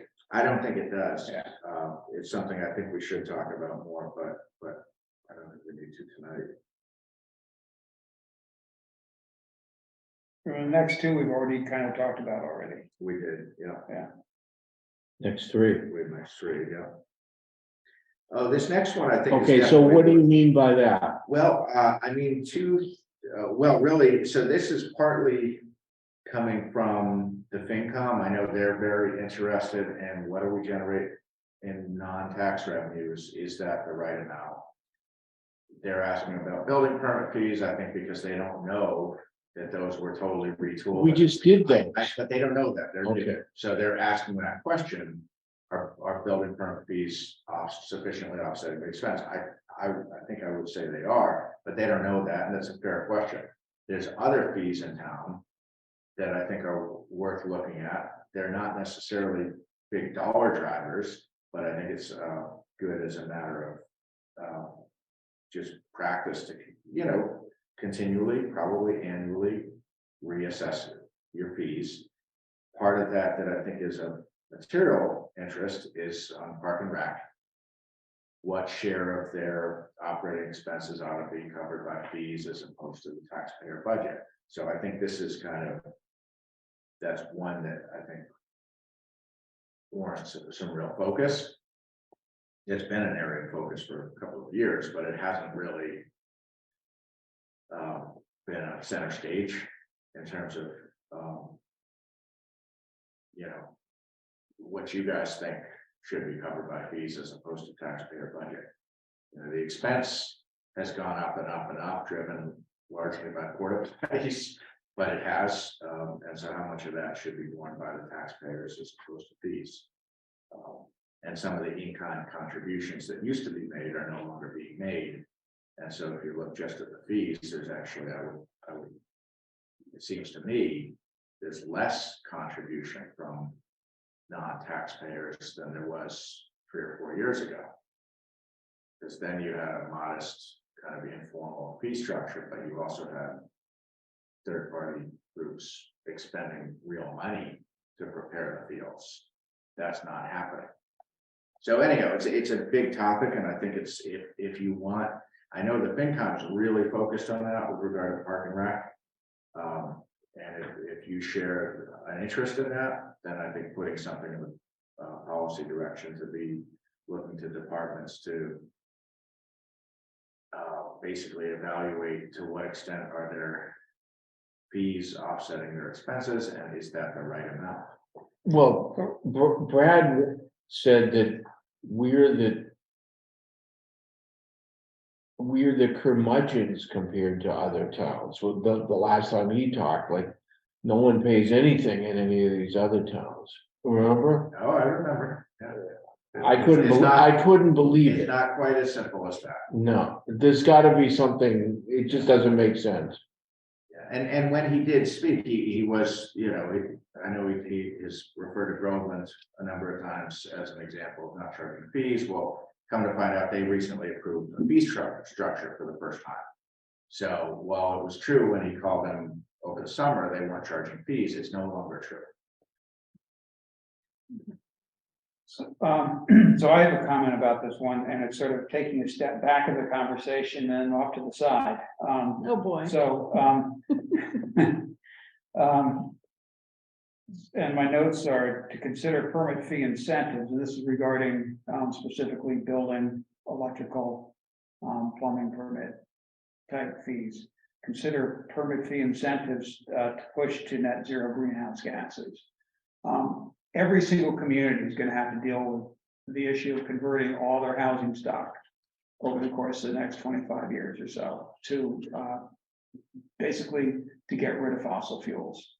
And this is a way that might allow West Newbury to make it easier for its residents to begin to shift. So how would that work? We would reduce the fees for electric alternatives to things that are currently done with fossil fuels, and we would increase the fees for things that use fossil fuels. So, for instance, you know, what's the 3-house subdivision that's just up the street here? Instead of putting propane, which I'm guessing is what is their plan. I don't know that specifically. You know, if their permit to put in that system went up substantially, and instead it was much less expensive to put in heat pumps, maybe they'd put in heat pumps. And then that would be one component of our housing stock that we weren't scrambling to help people figure out how to fix in the future. Because, you know, I'm confident that the towns, municipalities are going to be charged with a significant part of the responsibility of helping people make their conversions. Not necessarily financial, but helping them figure it out one way or another.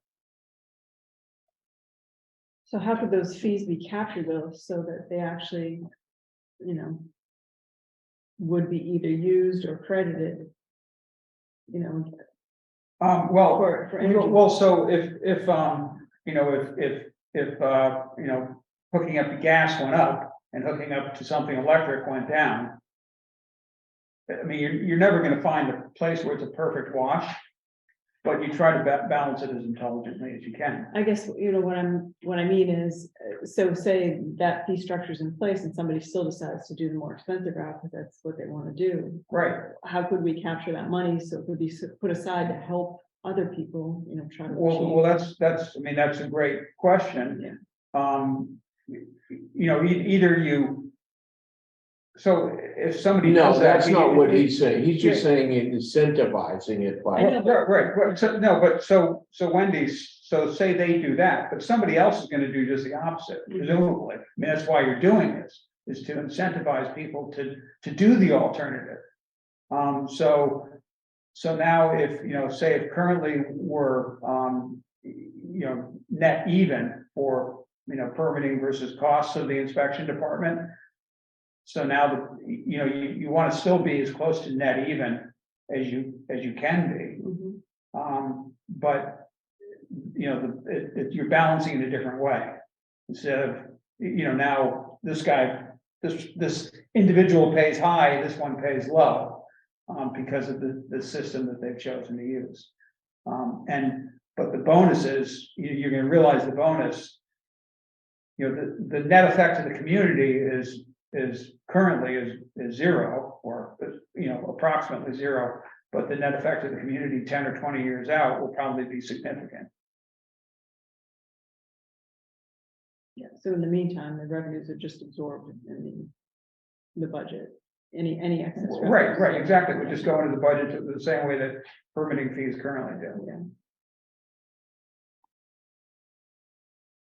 I would want to look into the kind of legal basis of that, because I've also understood that you can set fees based on an intent to either offset or recoup the cost of providing that service. Yep. Whether fees can be adjusted for the specific intent to incentivize or disincentivize certain actions may or may not be defensible. I just don't know. Right. But for instance, it's totally legitimate. In fact, the way fees are supposed to be, that is to take a certain thing and walk it through the process in terms of like how much staff hours does it take to process a subdivision plan, and you walk it through not just the planning office, but the town clerk's office and the other departments and all of that, and add up and monetize all of that, and then say, should all of that be absorbed by fees or some portion, but that's, it's always based on like, what is the level of effort, what's the cost, for the town to provide that service, which benefits the person paying the fee, not the broader tax. Okay, we're really getting off Yeah. track here. Anyhow, It's getting late. Yeah, I can look into, whether that's a defensible way to send these. Yeah, okay, great. Yeah, I just wanted to plant a seed. Yeah, so, but this basic idea of the sufficiency of fee structures, do you want something in here about that? Could you combine that with the next one somehow, just to look at, Yeah, I think to you could. supplement? Yeah, and that at least part of the FinCom's interest in that, one is funds like the wetlands fund, or they mentioned library funds that I don't know what those allowed uses are, but FinCom's specifically looking for, are there other one-time revenues that could be used if the town chose to offset, either supplement or offset the budget. Not that it's a big example, but like, we charge $20 for used car permits. Other towns around us charge $100, $200, depending on what the fee is, so an updated and any fee schedule, I think would be a good Mhm, thing to at least put us up to our neighboring towns. mhm. You had mentioned that before, Jim. Did we do that or not? We did not. I did my fees in-house before I took over licensing and permitting from Annie. So we did we updated our business certificates and things like that. But that's, you guys approved that. We really didn't change anything else. We updated that from it was $20 to $40. But the used car permitting or liquor licensing is another one that may be severely out of step with neighboring towns. Really? Okay. Yeah, between the two, there's only 5. But Yeah, it's, yeah.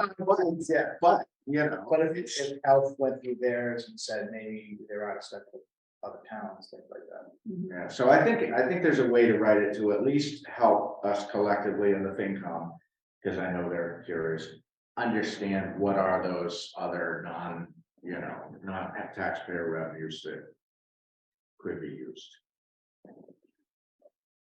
So is there support to put something like that in there? Yeah. I can work on language Yeah. there. I'm good with that. And then budget turnbacks, I don't know if there's anything to say about that. Keep them coming. All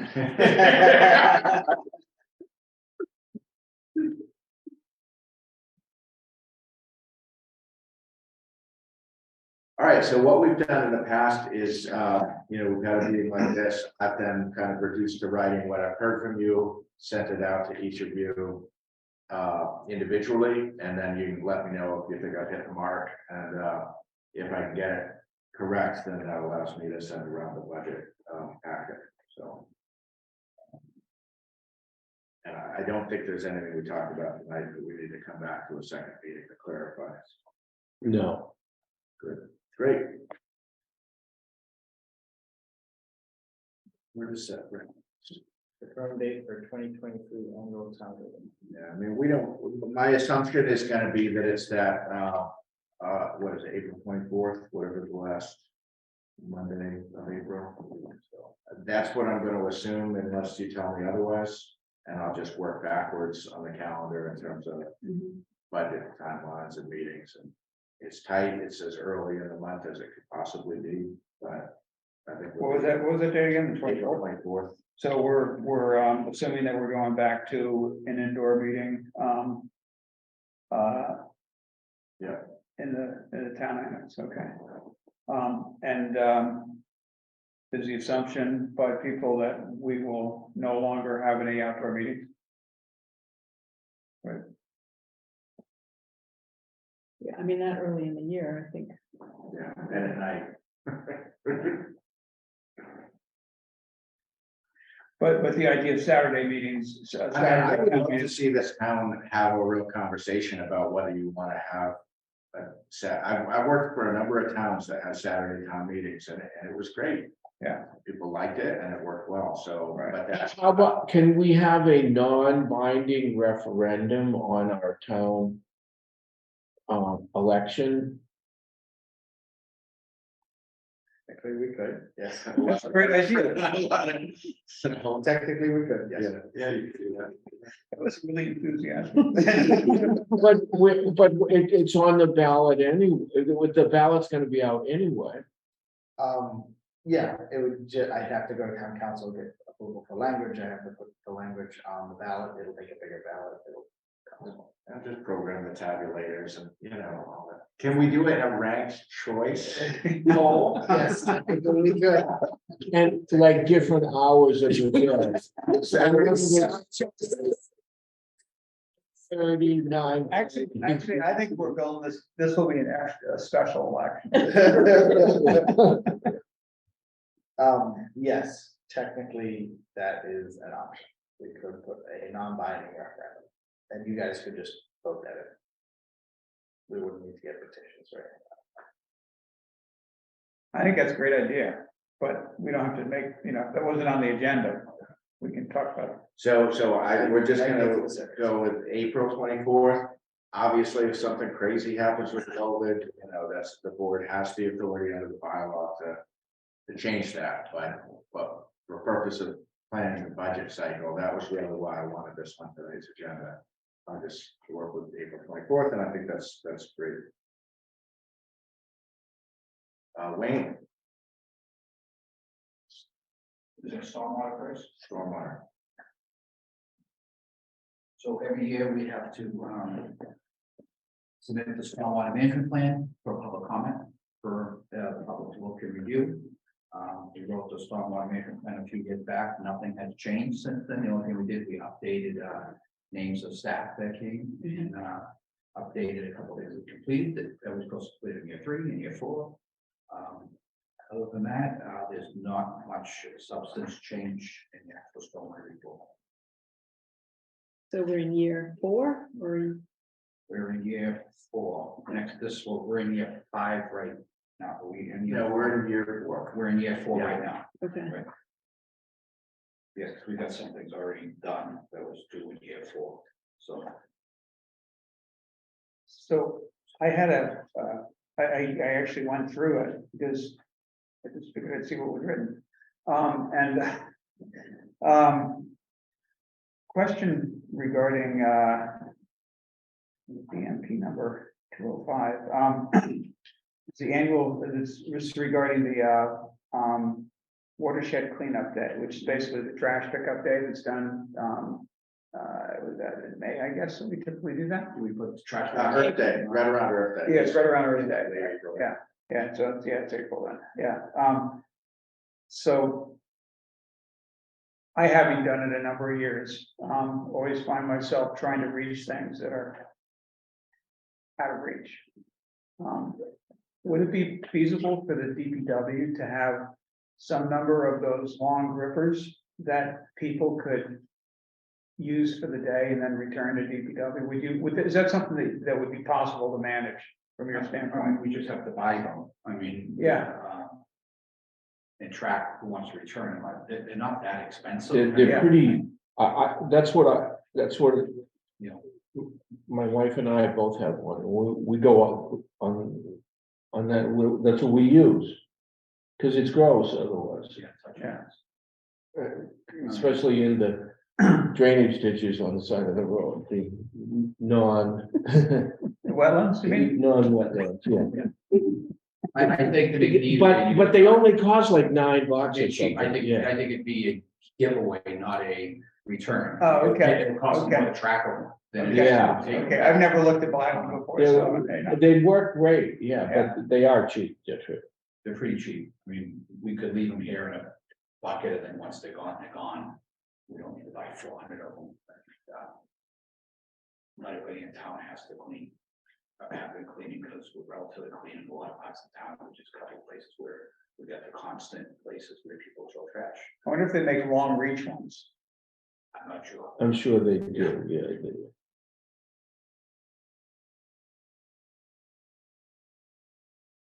Anything else on that? Did you notice? That was the only thing that caught my eye. Thanks.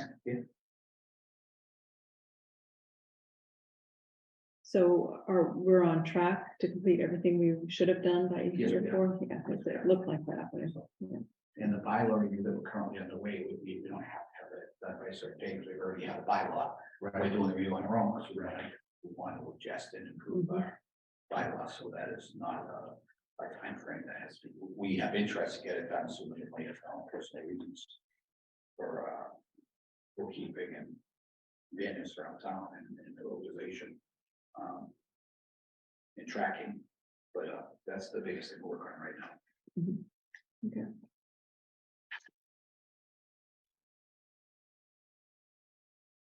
So when is this due?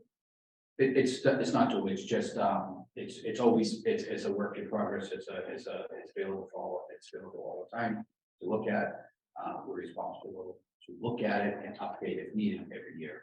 Oh, so So there is a submit- requirement to do this public presentation, which is. Just take comments from people. Okay, Somewhat. I didn't know if you had to report this as part of your permit. No, only those, well, on our permit, we have to say we report it, we have to Okay. call it meeting. Got it. Yeah, the annual report's due the end of September every year for the Mhm. prior fiscal year, Okay. so he would have a date that he could. That just was submitted on. Okay, That was it.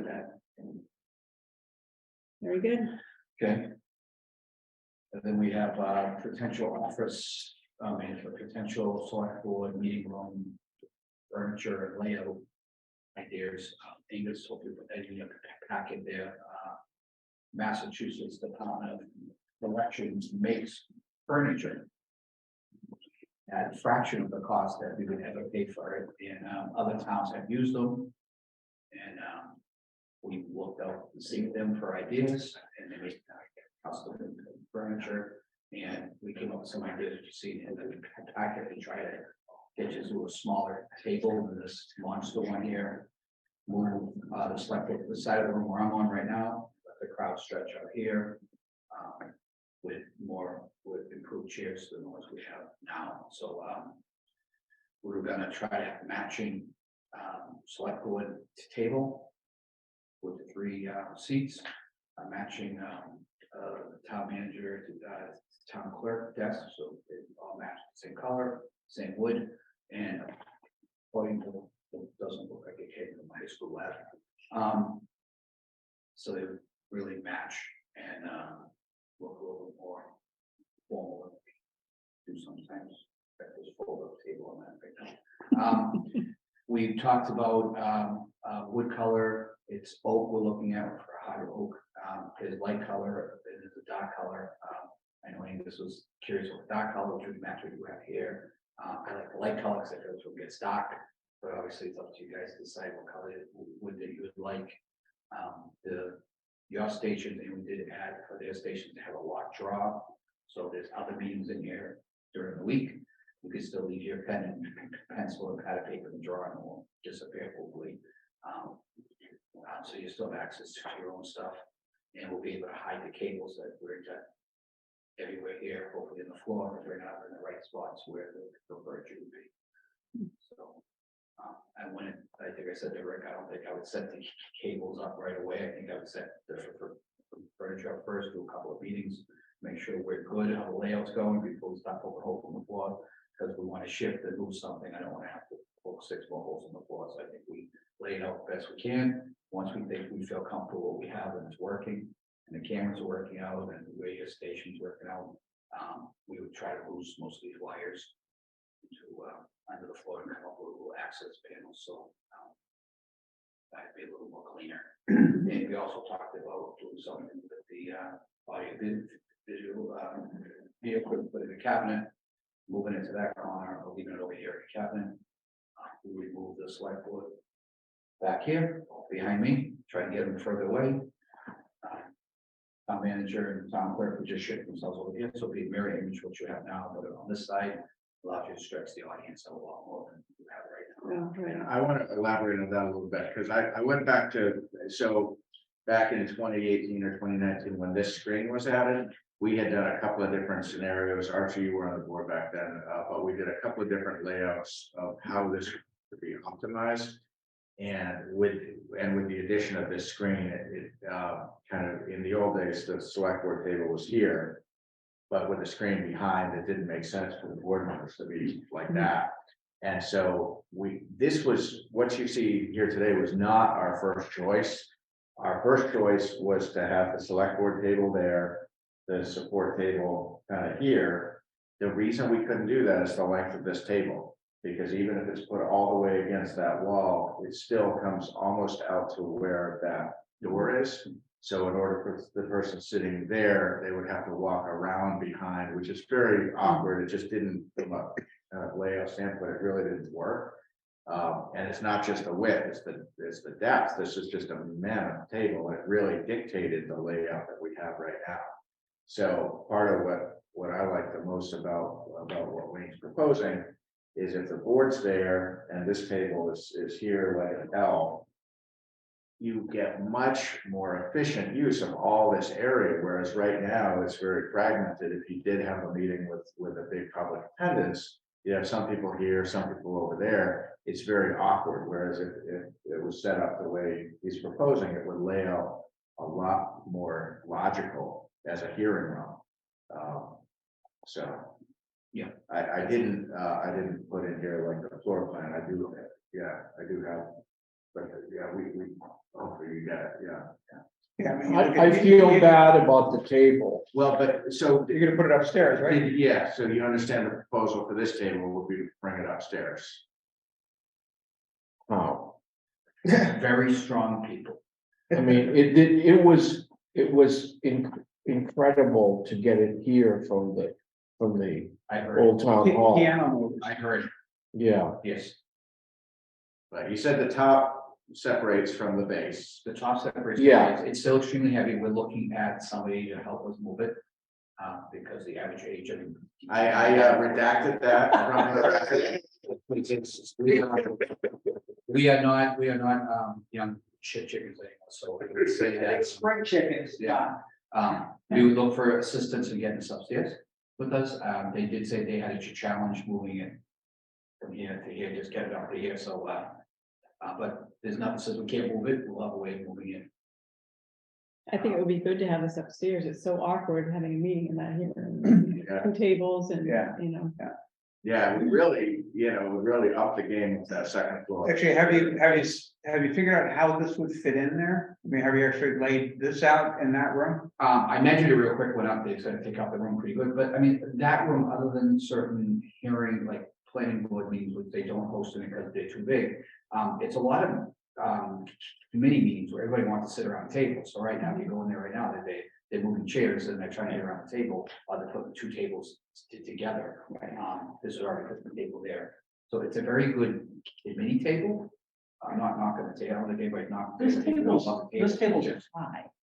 You know, I'm looking at, it's like 2 inches higher than the cup. This table is actually, well, I mean, compared to that, based on every other table you're gonna find, this table's actually slightly awkwardly. I believe the one. People used to be taller here, And this is 31. So I'm sorry, say that again? the two tables that we're looking to get you guys at 30, Yeah, this is 31. okay. What's that right there? 29? 29.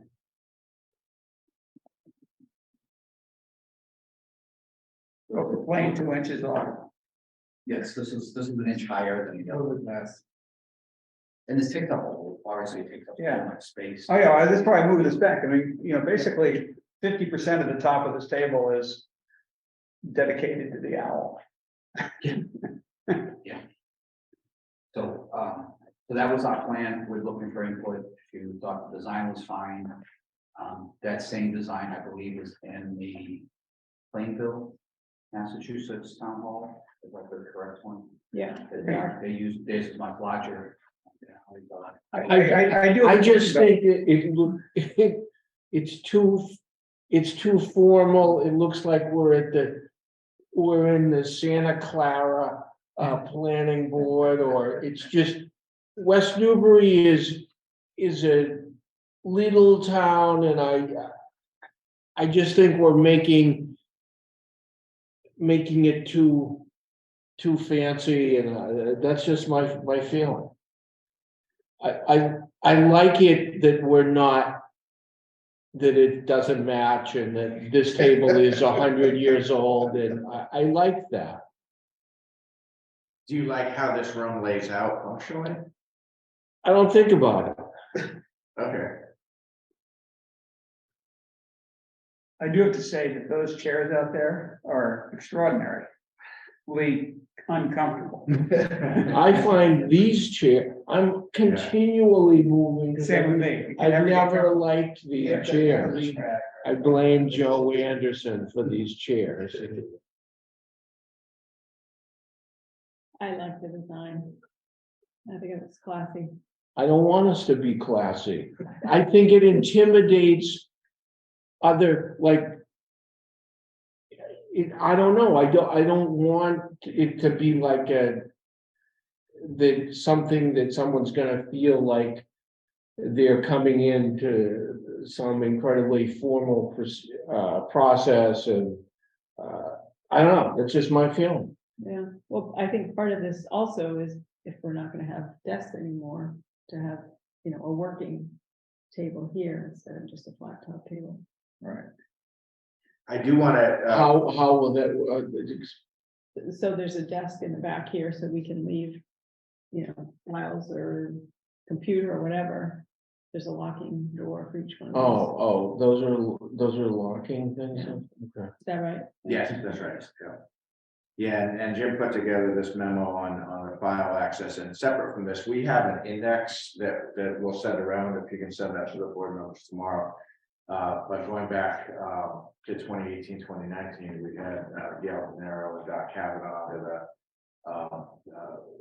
tax program come in and spend about a year and a half, like really like thinning out duplicates, but like creating logical file structure and indexing everything in the select board files. So we have an index of a list of every file that's in there. So what Jim and I were talking about is we give that to you guys. You mark up anything that you want digitized, and that way over time, you know, with senior tax workers, we can get you to where you have access to everything you want.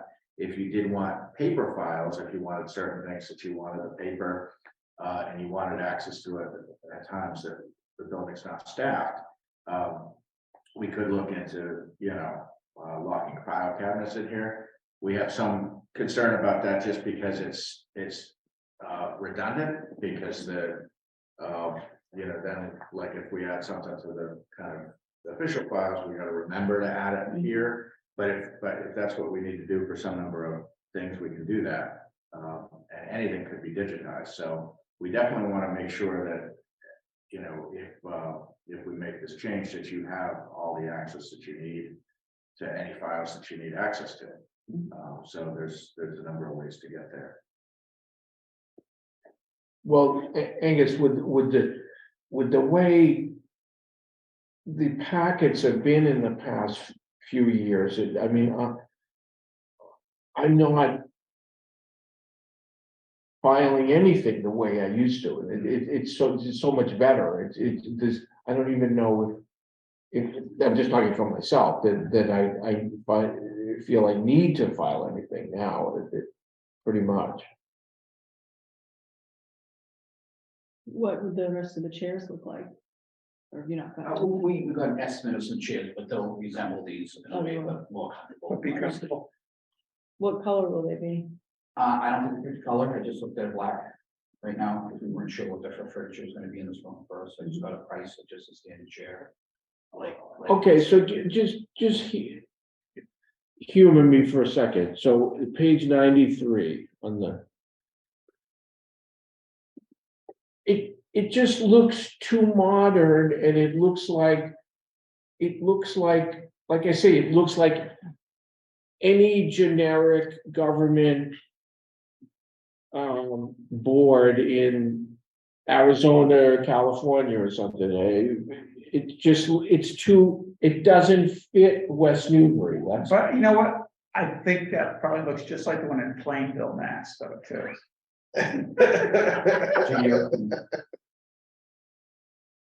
I think the fact that that's Is that what it so says? big, Does that say that's in Plainville? no. no. But somewhere they other had a one- picture, the it said it was different Plainville. Yeah, It's the second. It's the Okay. one. I think if these weren't so big, you wouldn't have the same reaction. The 3-person one, I think, is not overbearing or. So regarding that, just the 3-person one, I would like for us to just assemble some other stuff and make sure that this pitch spacing we get on their three-person is comfortable from a 3-person board standpoint. We did I don't know kind of what you do mean.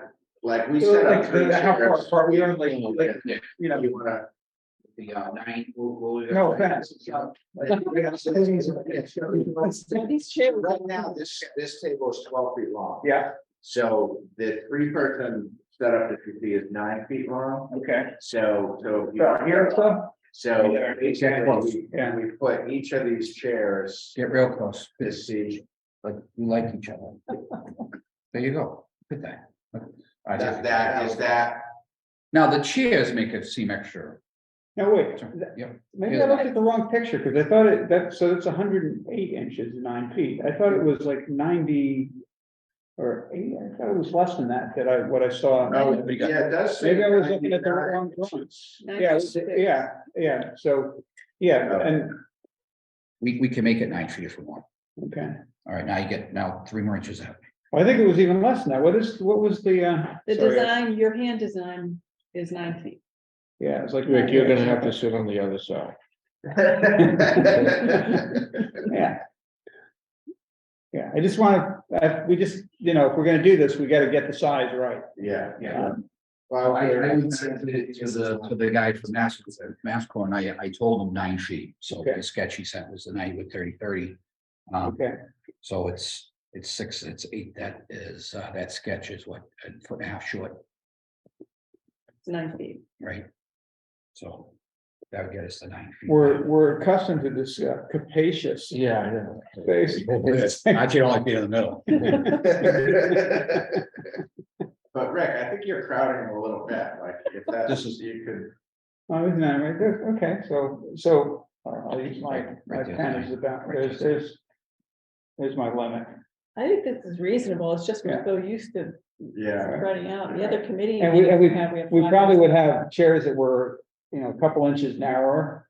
They probably don't have to be quite this big. Yeah, the chairs are really, But I mean, you have an extra. Right.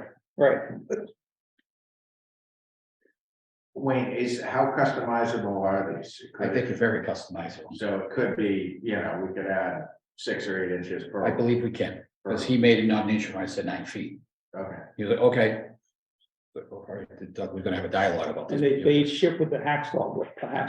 They ship it, but that's the Coming out of the most, prison. it's less concerned about the length, I am concerned about the width, getting into these doors. Obviously, I already measured the doors, the ones that you just proposed does fit in. Yeah. So how wide? I think the 30. What's it? Yeah, 30. Look at. The 30 deep. Oh, yeah, that'll go through that door. That was 30. That's a 3-foot 6 clearance or there. yeah. Are there different styles is there a different style that Archie might like better? They had 1 or 2 styles. They didn't have a lot of styles.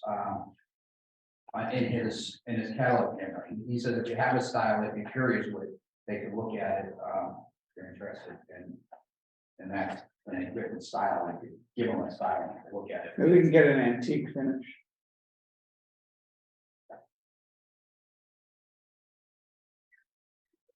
Get the middle one to be bigger too, you always have to sit up higher to the chair. That's the word wave. So I'm not a select board member. I know that. I don't live in town, so I'm never gonna sit behind this kitchen table. But the idea of the important stuff that you guys do weekly, every other weekly, for it feels like 12 hours at a time. Collecting for furniture from the basement, from the second floor, from the annex, and putting it all in one room to make it work. I know you don't want people to be intimidated, and I don't think they would be intimidated. I think they would feel this degree of professionalism as best we can, even though we don't wear ties and suit jackets and tuxedos, and we still do very important things every day. And sitting in a room with is tables that are starting to slope in the middle now because Jim hangs on the table too much or something, or Angus is holding it down. I don't know where that came from. It just showed up one day. And it's just, things just show up here and no one notices. And, I just, we're not formal like this anywhere in this building, obviously. But if we were going to be in one room, this would be the room that we want people at least take us serious. Because what we do is really important every day. My office doesn't look like fancy things, but what I do is I work every day. I come do my job, but right here is why I do my job, is what you guys do in this room here, and what we bring to the voters. So if there's one room that we can make look nice, official, clean, organized, the furniture that matches, that's going to be here for 50 years probably. I just think we have one bite of this apple because we're not going to want to revisit this every year. Is this a laminate or is this solid? Solid oak. And that's part of, so Wayne he and Caitlin Bradstreet's been helping him, but they've been looking at this for a while. And it wasn't until we became aware that, vendor that deals with because the price for the type of like solid wood, we were thinking that was not gonna work. No, it's like $17,000. Yeah, It's becoming like, way okay, out this of is. line.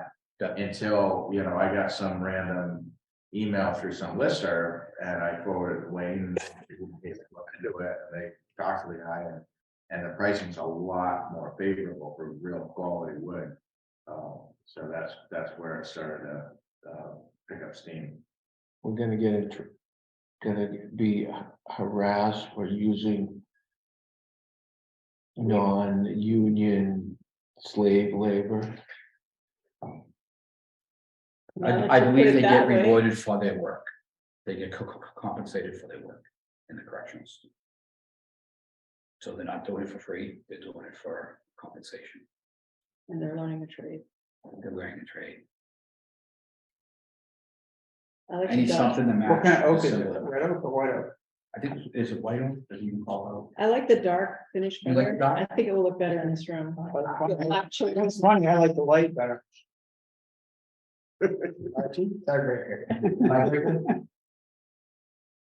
Yeah, you guys can vote. I like the light one personally, but I like his dark. how we doing? Jim. Archie's got to be the tiger. The chair gets to make the choice. The cherry wood. I like the granite white out more, I like, particularly if it's quarter sawn. I like the light if I had to. All right, if we go with the light, will you get on board with it? I'll give up my preference for dark if you. I like the dark personally, but Yeah. the only reason why I don't like the dark is this color wall. Because I think we already got one thing sucking light out of this room already. and But if you yeah, look at the photo of the dark, it has a green wall also. It just seems like we don't meet here during the daytime with the sun's coming busting through the window. They don't have real tall windows that go 3 stories. But see, that seems even more like the. We're going into like the Like Old Paris. Bailey in London, and they're gonna be sentenced to 17 years in the dungeon. You gonna wear the wig? Yeah.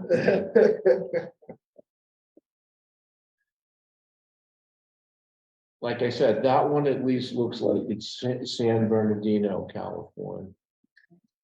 That's Plainville. Reggie. No, this is not Plainville. I think that's what. The big one is Plainfield, Massachusetts. Yeah, the light one is not. Okay. The light bill might be, San Bernardino. go to G, Groton, maybe, Groton, Mass.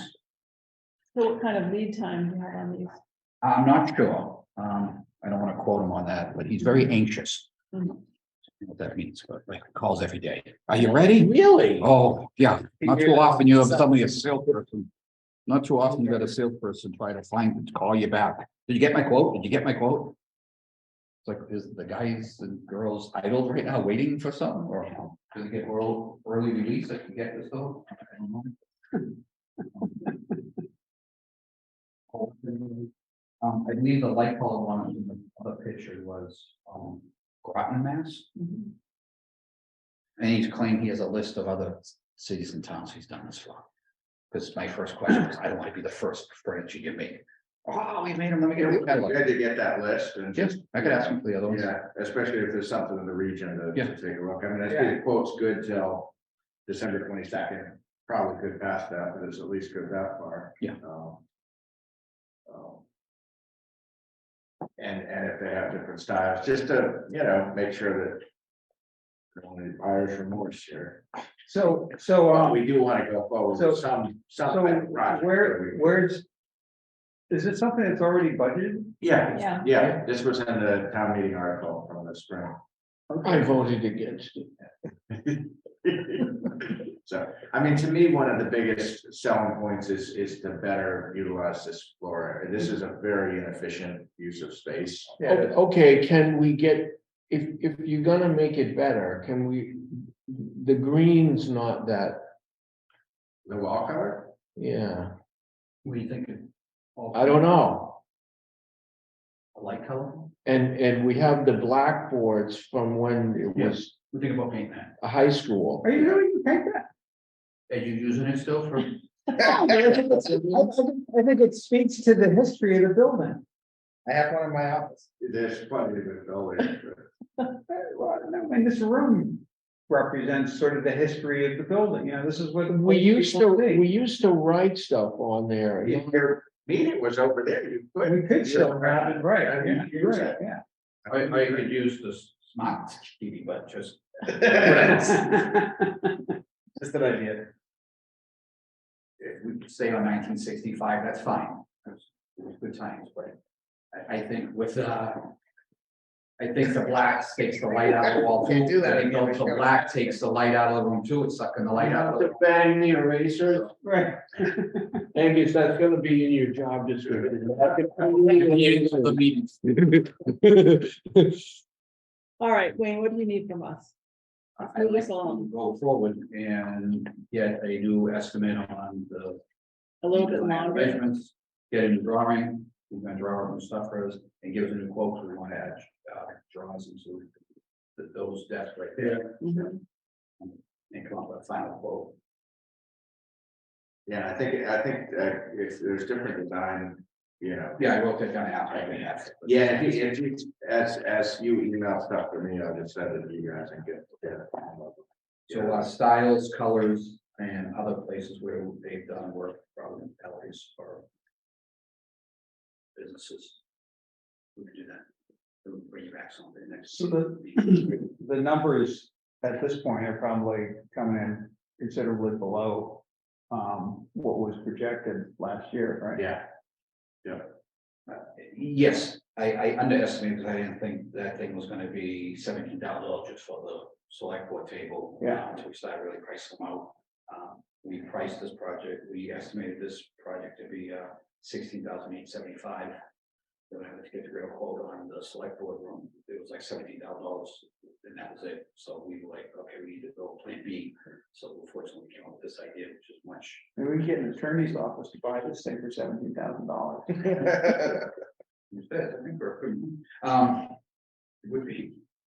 But I think people love it, they wanna keep it in offices, so Yeah. get it upstairs. Yeah, no, if it fits up there, it'd be great. It's a great board meeting table, you all wanna sit around the table. It is, yeah. Fantastic. It's. There's something that makes me feel like when I'm sitting here with you, you don't wanna be near me and the table's so big, so you're worried, you wanna be informally around this table, I feel like you're trying to get away from me, the table's so wide. You're like way over there. Where the other one's gonna be a smaller portion with the room. I wouldn't take that personally. No, don't take it personally. I wouldn't, but maybe, but that's a great table to be sitting around. yeah, for like a. A group of people. Round table. A round table, Yeah, and not both sides. Right. I mean, those you're each other's face. yeah. Those are Yeah. too small. Those are too small. That's Yeah. perfect. That's what's upstairs. Yeah, which is what we have upstairs. Yeah, but usually we put two together. Right. Yeah. And neither one will match.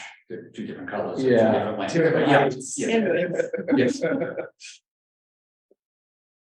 All right, So so, I can come back to you guys with some other ideas, Good. but Yeah, we're getting closer. yeah, we're gonna. There's all sorts of stuff in the filing cabinets in that room that are probably completely useless. Which room? The meeting room A upstairs. lot of Yeah. planning board stuff. There's Open old space committee, FinCom minutes and all sorts of stuff, yeah. Knows a lot of plans for developments and There's a boards. back office with a bunch of drawers.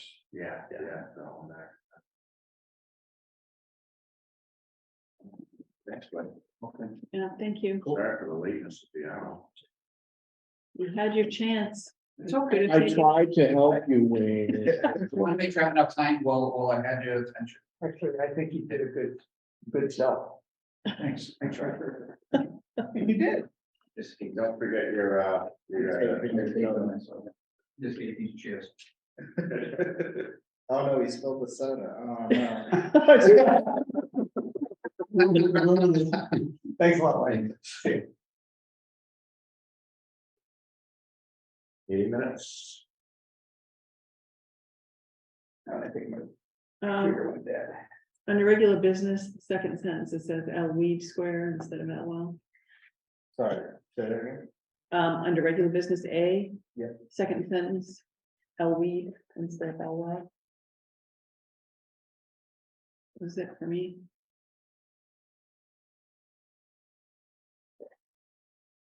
Where is There were, well. My only, I haven't got it. There was, the word rationale was spelled wrong. Several times. I don't think it's important. That can be fixed.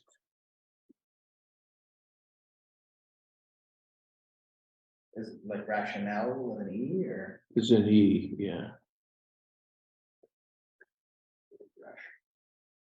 Which one was that in? She'll just do it by. Yeah, word search.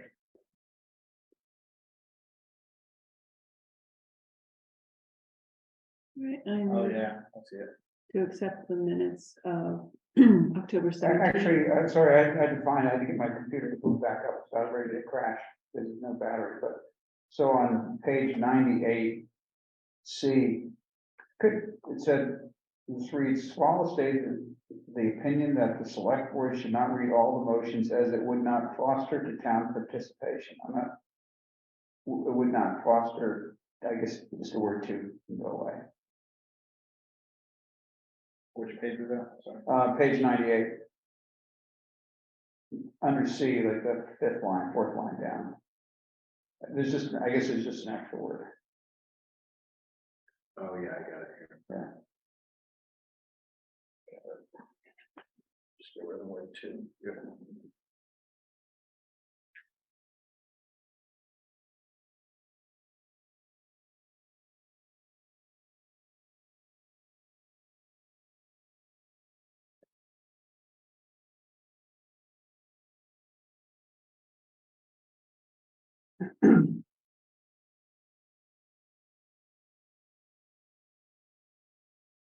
Anything else? I move to accept as amended.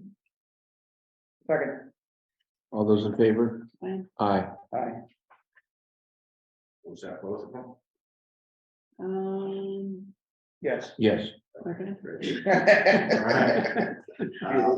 Next item I, we already talked about. Item J, I included in the materials in the packet, so I'll just say, I think it went very well. And we do expect to hear from Moody's toward the end of next week, in terms of how the committee will consider our bond rating. So we should have some news for that on the 19th. Great. But it was interesting, just the process, because the questions were pretty different from the standard course from June. And thankfully, we were able to push it back a week, but you can see it was, it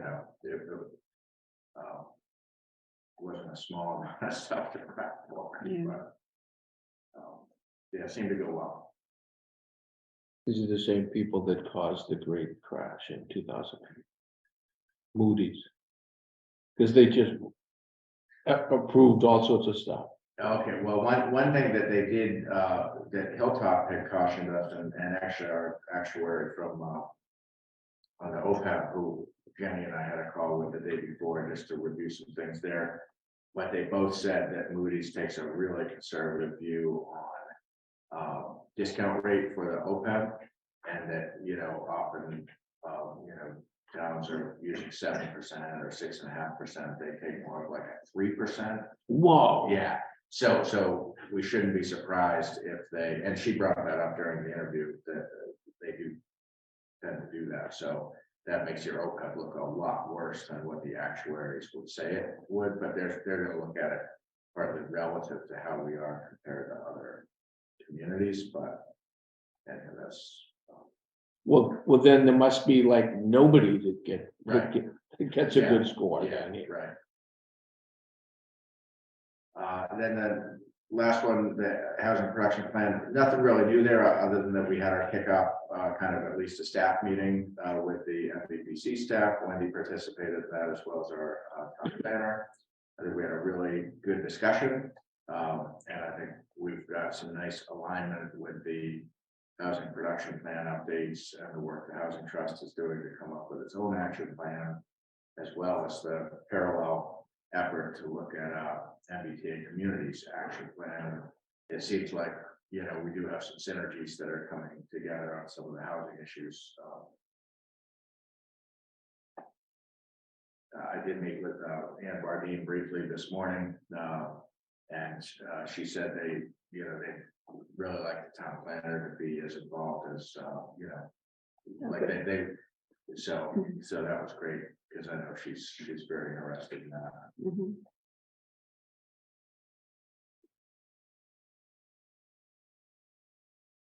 That's all I've got.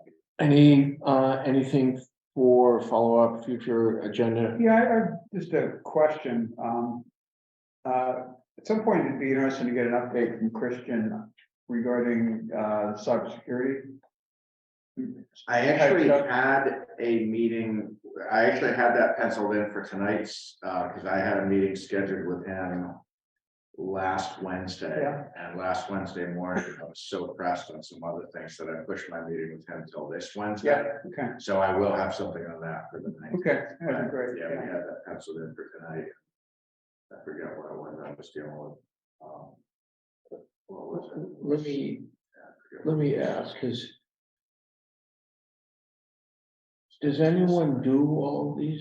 Like, how can there be so many tests I do. every week?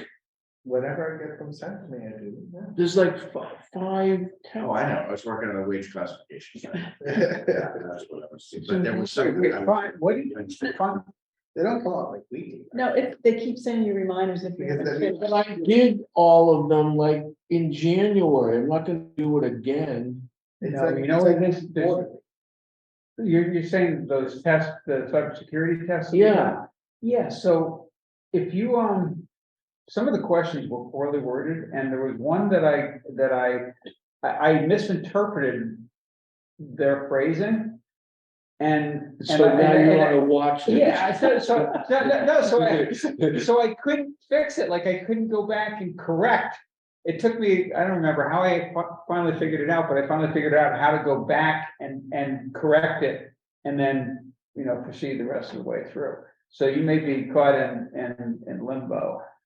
Oh, okay, I probably. If they keep sending you stuff, saying you have to complete one of them, then that's probably what's up. They didn't like my answer, so. Okay, I thought some of the phrasing of questions was not, it was not the way I interpreted things differently than the way they currently expected. yeah, but it's like quarterly, they send one. Did they really? Oh, I haven't gotten another one. Yes, everything else I did was perfect, so I guess I say he's okay. Yeah, it feels much more beautiful. A couple of items we do have coming up. guess I'm in the dunce group, yeah. We've got, we will have discussion of the Mill Pond project on the next meeting. We had that penciled in for tonight, but after some correspondence with people last week, it felt like the 19th would be better. So we will have that on. We'll have cybersecurity. We'll have the presentation of the FY22 audit is penciled in for the 19th. The paid school working group recommendations will be for the 19th. And I haven't talked about dates, but we do want to invite in the library board to talk about presenting their 5-year plan. So I don't know if that's the right timing with the holidays, but if not, that'll be sometime maybe January.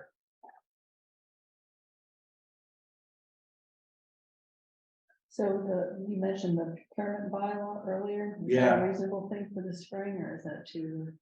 I guess my first question would be, is there a need? Because they did repeal it, and what I could do is share the one we had in hand, and they don't have a 30B up in Maine. Mhm. So there was a real need to have one locally. I think what we ought to do first is say, is there a it's something we should talk about, because I think there are, we've made a lot of progress, but it's been, like I said, cultural, not because of requirement. Yeah, seems like it would be pretty straightforward. Yeah, Yeah. Well, do you think that any of the procurement habits that exist currently are in violation of 30B? I don't know. I don't know what I don't know what I don't know. I mean, Yeah. there are things for instance, so there are things like engineering services generally are exempt from 30B legally. Yeah. That doesn't mean it's not good practice Yeah. to scope things out and solicit quotes. So is there a violation of the law? No. Does that mean it's the best it could ever be? No. So the bylaw could state that. It could, yeah, it could say, yeah, so I think the discussion of purchasing without presupposing the outcome is a bylaw, Mhm. because it could be a policy I or wonder regulations. why, or I something. wonder why it was. I have it on my desk, yeah, I have it, I'll scan it, send it around, there wasn't much to it, I remember it not being a very. Do you remember No, but- roughly when it was procured- when it was, It's like 2001, I think, it's in the town bylaws. so when did how long has 30B been around? Forever? Or- Oh, yeah. But, I mean, the one we did up in Hamden, again, there was no 30B. It went beyond something I would necessarily want to see mandated, but I think it was good practice. For instance, we had in that town, the clerk's office had a major role in procurement, and we wrote in that they would maintain a binder of known or prospective vendors, so that when we got these random solicitations or cold calls, or people send you their calls all the time, we actually had, okay, well, let's say, when we get those, we'll put them into the binder, so that at least if we are procuring those services in the future, you're in our file, so rather than just right now, things just get thrown away, and part of that, people are too busy, or they're not looking for, yard furniture right now, or benches or whatever, so they toss it, but it was organized, and everyone knew their role, and it was like an organized thing, and here, I think that's true for public works or for certain things, but across the whole organization, it just doesn't seem that it's been consistent, how purchasing is handled. So, yeah, I think the discussion. Angus, what about stuff that different departments like public safety, it's just too late to ask the question. Is there any coordination, somebody getting, I don't know, printer cartridges or something throughout the town? In other words, does the library and public safety and the town hall all get stuff from the same vendor, or everyone just goes their own way? I think it's a little bit more centralized than it was, but there's still different vendors or multiple departments with accounts with the same vendor, which doesn't really make any sense. Yeah, we could probably save money by consolidating, right? Maybe. Yeah. Well, even if everybody's using a different vendor to buy printer cartridges, everybody uses Staples. I just use that as an example. Yeah.